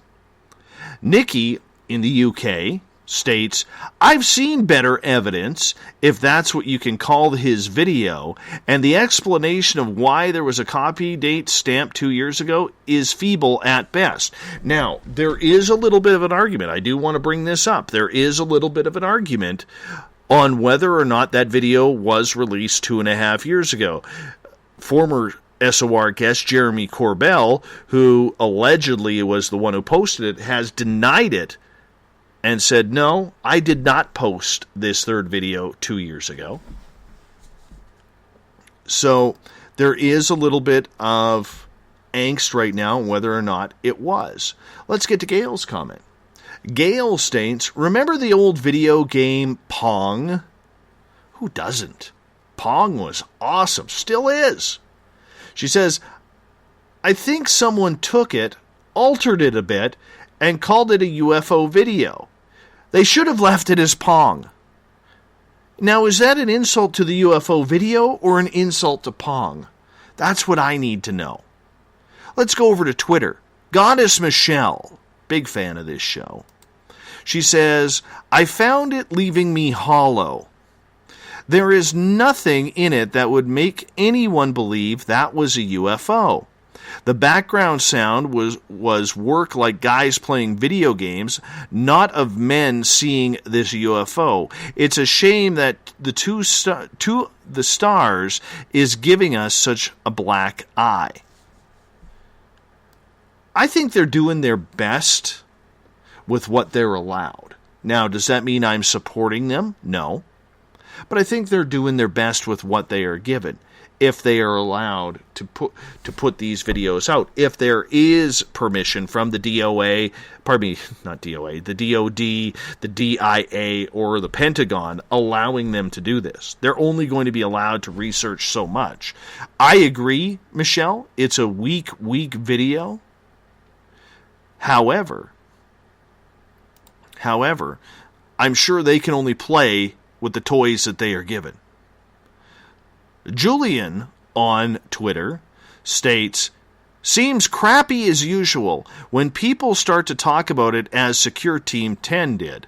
The community gets toxic and conflict starts. Sound seems to have been added. Worst video to disclosure ever. All of this to make us believe it's real. But we do already. That is true. We do believe. We just want to believe more, man. We want to believe more. We want to make it feel like this is part of us. This is what we're all about. We're here, man. We're here on the disclosure. You know, this is what it's all about.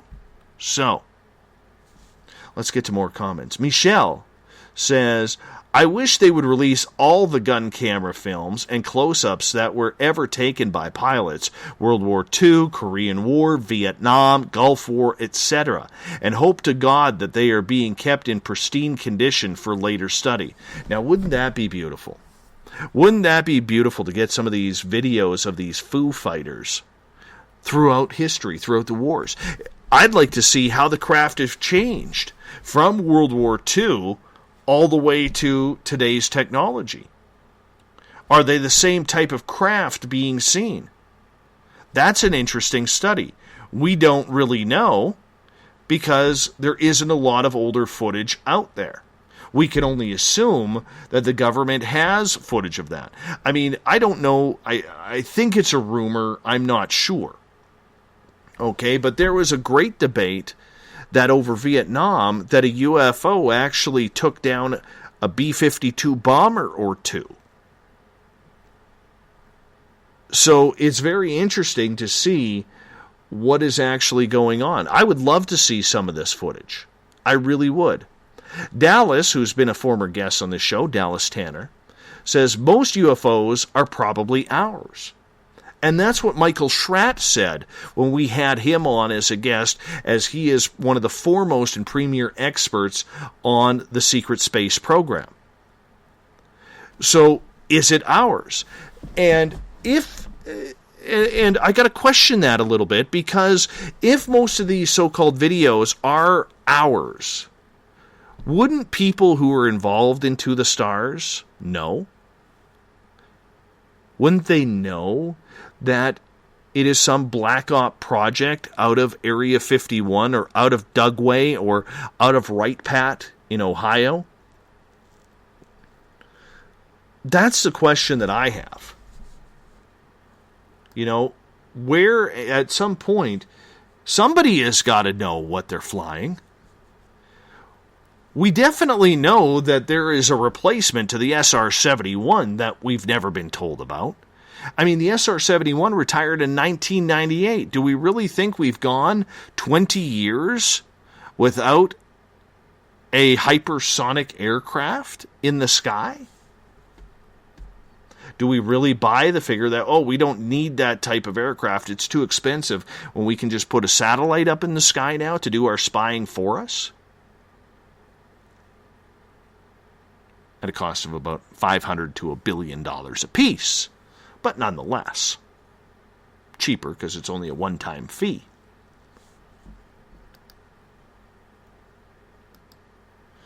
So it is very, very interesting, to say the least. Let's get to more. Gary says, no, I'm not impressed. Scott says, it's a waste of time, a scam for them on the investors. Basically a joke, as they know what is coming.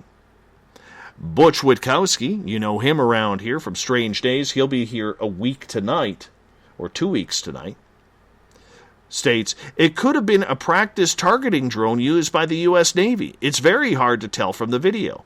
And that's what I said at the beginning of the show.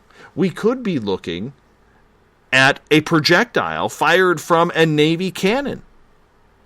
We could be looking at a cruise missile. We could be looking at a torpedo. I don't know. There's not a lot of information in that 15, 20 seconds of video. Besides the pilots getting excited, and I'll disagree with Tim on that. I can see where the excitement happens, because when you have something like that happen right in front of you, it's pretty damn cool.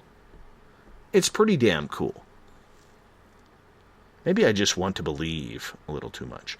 Eric says, I've met with an intelligence officer that had way better pictures than that.